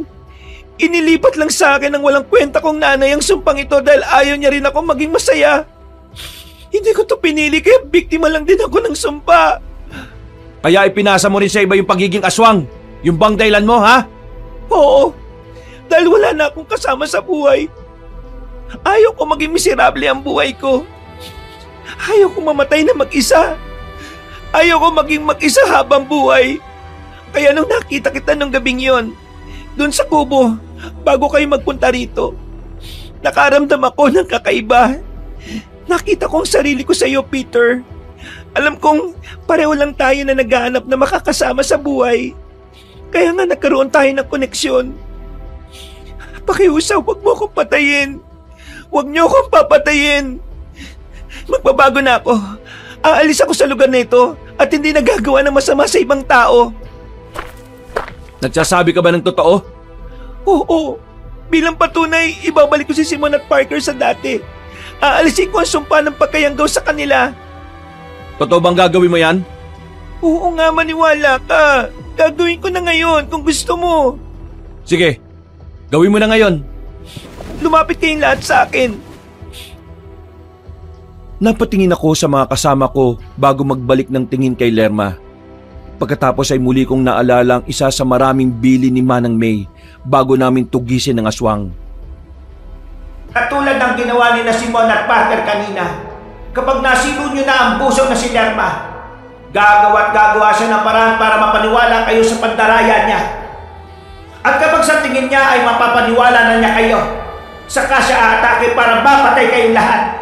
Kaya kahit anong sabihin ng halimaw na yon, ay wag na wag niyo siyang paniniwalaan. Kailanman ay hindi nagsasabi ng totoo ang alagad ng kadiliman. Nang maalala ko mga yon, Kabanong, ay marahan akong lumapit kay Lerma. Pero tumigil din ako nang nasa 6 feet na lang ang layo namin. Kaya nagtaka siya. Isa mo na, Peter. Lumapit ka na rito para maibalik ko na sa dati mga kaibigan mo. Sa tingin mo talaga maniniwala pa ako sa sinasabi mo? Kailanman, hindi nagsasabi ng totoong alagad ng kadiliman. Kaya hindi ako maniniwala sa'yo. Wala ka sa akin, parang awa mo na. Pasensya ka na dahil ang paniniwalaan ko lang ngayon, bago lumubog ang araw, dapat mapatay ka na namin, Lerma. Nang sabihin ko yon, ay biglang nagiba ang hilatya ng pagmumukha niya. Muli siyang nag-anyong aswang at galit na galit siya sa amin. Sinubukan niyang umalma pero sinabuyan ulit siya ni dahon ng buhanging itim. Naguhumiyaw siya sa sakit at kitang-kita ko kung paano umusok at matuklap ang kanyang mga balat. Walang iya kayo! Walang iya kayo! Pasensya na, Lerma, pero kailangan mo nang mamatay para mabuhay ang mga kaibigan ko. Malapit ang lumubog ang araw, kaya hindi ako papayag na mabuhay ka pa. Hindi mo ko kayang patayin! Hindi mo kayang pumatay! Hindi talaga. Kaya ako nga sinama rito magpipinsang Dawo, Orig at Gano Sila ang mga taong kaya kang patayin dahil malaki ang atraso mo sa kanila. Palitang pinagmasdan ni Lerma ang magpipinsan hanggang sa mamukhaan niya ang mga ito. Kanina kasi habang papunta kami sa gubat, nakwento ng tatlo na ang busaw din ang dahilan kung bakit namatay ang mga mahal nila sa buhay. Natatanda pa na kayo. Kayo yung anak ng mga taong yon na mas pinilang tapusin ang mga sarili nila kaysa maging mga alagad ko! Ah! Muling nagsaboy si Dawo ng buhanging itim. Sinundan naman ito ng pag-itak ni na Orig at Gano. Kami ni Keto ay pinagmasdan lang ang halimaw na pilit kumakawala sa magpipinsan. Nakakawala pa nga siya, pero nang subukan niya uling tumakas ay muli siyang natamaan ng buhanging itim. Umusok ang bahagi ng kanyang mukha, pero pinipilit niya pa rin makalayo sa amin. Pagkakapit niya sa puno ay nabali ang sanga nito. Nahulog siya at tumama ang hita sa matulis na bagay. Tagos yun sa kanyang hita, kaya naghuhumiyaw siya ng husto na parang bata. Huwag kayo lalapit! Hindi niyo ako mapapatay! Hindi ako mamamatay dito! Babalik ako kayo kapag nakatakas ako! Ah! Napunit ang hita niya matapos sipain ni Orig. Pero kahit putol na ang isang paa, ay sinikap niya pa rin tumakas. Yun nga lang ay hindi talaga siya tinigilan na magpipinsan. Ramdam na ramdam ko ang galit ng tatlo dahil sa nangyari sa mga mahal nila sa buhay. Sa kabilang banda, hindi ko rin alam kung bakit para akong nahahabag kay Lerma. Tama rin naman ang sinabi niya kanina na biktima lang din siya ng sumpa ng kanyang mga magulang. Tama na! Tigilan niyo na ako! Napapikit ako dahil hindi ito ang ini-expect kong laban. Sa mga horror films na napapanood ko, Kabanong, hindi ka maawa sa mga aswang o anumang alagad ng kadiliman. Pero sa pag-iyak ni Lerma, para na akong nahahabag talaga. Hindi ko alam kung deserve niya ba itong nangyayari ngayon sa kanya. Napabuntong hininga na lang ako at nang mapansin ni Keto ay tinapik-tapik niya ako sa balikat. Sinabi niya na rin na hindi talaga dapat kaawaan ng isang aswang o kahit na anong alagad ng kadiliman. Yoko! Pero sa huli ay walang nagawa si Lerma dahil marami na rin ang dugong nasayang sa kanya. Tuluyan na siyang nanghina at bumalik sa pagiging anyong tao. Hinayaan na namin siyang gumapang hanggang sa sinundan na lang siya ni Gano. at saka siya sinaksak sa likuran gamit ang itak. Isang nakakakilabot na pag-atungal ang umalingaw-ngaw sa buong kagubatan. Pasado 5:30 ng hapon at sa pagtatapos ng laban ay biglang kumulog. Ang langit ay tila nagdilim hanggang sa makita kong tila naghingalo pa rin si Lerma. Nagpupumilit pa rin siyang isalba ang sarili mula sa nalalapit niyang kamatayan. Dahan-dahan akong lumapit at inilabas ang panyong may orasyon. Mula roon ay kinuha ko ang kutsilyong nangingintab sa pagkatanso. Nang makita to ni Lerma, ay kitang-kita sa mga mata niya ang matinding takot. Nagpupumilit pa rin siya kahit habol hininga na. Umupo ako na hindi sumasayad sa lupa ang puwet. Pagkatapos, hinawakan ko ng mahigpit ang kutsilyo. Hindi ba sinabi mo sa amin na ayaw mo na maging malungkot, Lerma? At ito yung dahilan mo kaya ka nangyayanggaw ng ibang tao? Totoo na biktima ka ng sumpa ng mga magulang mo. Pero meron kang choice eh. Naging maganda ang pakikitungo sa iyo ng mga taga-baryo. Kahit ilang araw pa lang ako sa lugar na to, ramdam ko na yon dahil napakabait nilang lahat makitungo. Marunong sila makibagay. Ganun na lang din sana ang ginawa mo, Lerma. Pinakitunguhan mo na lang sana ang lahat ng maayos. Kahit yung mga katulad naming na destino lang dito dahil sa trabaho. Totoong naaawa ako sa nakikita ko ngayon sa'yo. Pero dahil sa mas pinili mong maging masama, eto na yung hustisya na yon. Paalam na sa'yo, Lerma. Sa wakas, matatahimik ka na rin. Nakita ko ang sinserong pagpatak ng mga luha niya na iba kumpara kanina sa malakas niyang pagpalahaw. Itinihaya ko siya at dahan-dahang itinarak sa kanyang puso ang tansong kutsilyo. Muling kumulog at sinundan din ng pakidlat hanggang sa tuluyan na siyang malagutan ng hininga. Ilang saglit pa ay nakita namin na tila nalulusaw na ang kanyang katawan hanggang sa maging abo. Napaupo na lang ako ng tuluyang maglaho sa hangin ng pagkatao ni Lerma. Hindi ko talaga alam kung maiiyak ako o hindi.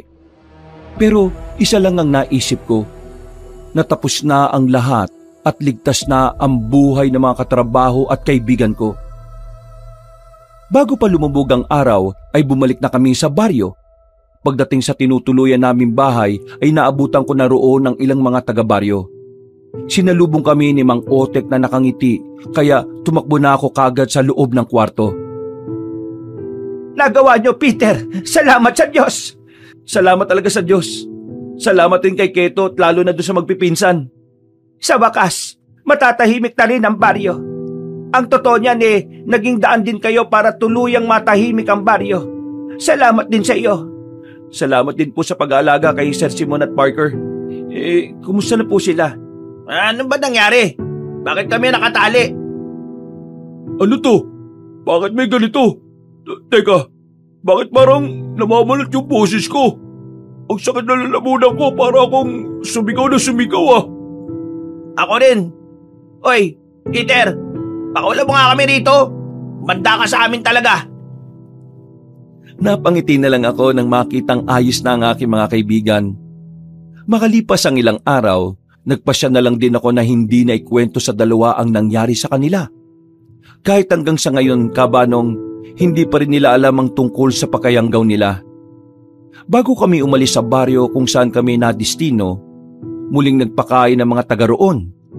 Tuwang-tuwa kami dahil pakiramdam ko ay taga rito lang din kami. Ibang-iba talaga ang pakikitungo nila na para lang kaming kapamilya. Pagbalik namin sa Metro Manila, marami ang nagbago sa akin. Mas lumalim ang pagtingin ko sa mundong mahiwaga. Mas naging mature din ako at marami akong natutunan sa pagkadestino namin sa isang liblib na baryo ng Leyte. Marami man tayong karanasan na mapapait, hindi to pwedeng maging dahilan para iparanas natin sa iba ang ating naranasan.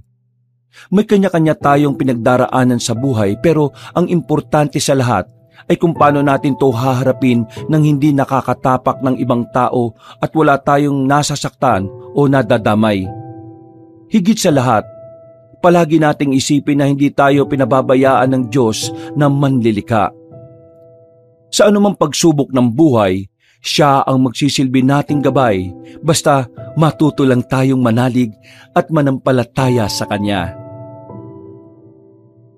Mga kabangers, mga kayanggaw, kabanong po, maraming salamat po at naway nagustuhan niyo po yung kwento natin ngayong araw na ito Pero kung nabitin po kayo, pwede rin po kayong dumalo sa iba nating mga channel. Yung isa po yung Pamela Clamil channel. Ako rin po nagnanarate doon on minsan bilang si Lolo Pael. At sana bisitahin nyo rin po yung bago-bago nating channel, yung Kabanong version 2.0. Nako, napakaganda po ng video natin doon at sa mga susunod na isasalang natin. Bakit kanyo? Kasi yung video doon may mga images na rin po na gumagalaw. At bukod sa images na gumagalaw, meron din na po itong music and effects. Kaya pwede na kayong nanonood o pwede rin kayong nakikinig or pwedeng both. Di ba? Ang ganda po. Kaya kung magugustuhan nyo rin po yung mga ibang channel natin na yon, wag nyo pong kakalimutan na mag-subscribe At syempre, mag-iwan na rin po kayo ng comment at pindutin nyo na rin po yung like button. At para hindi na kayo mahirapang maghanap, ilalagay na po namin sa description or pin comment po yung mga link ng mga channels na ito. Hanggang sa susunod na mga kwento, wakas!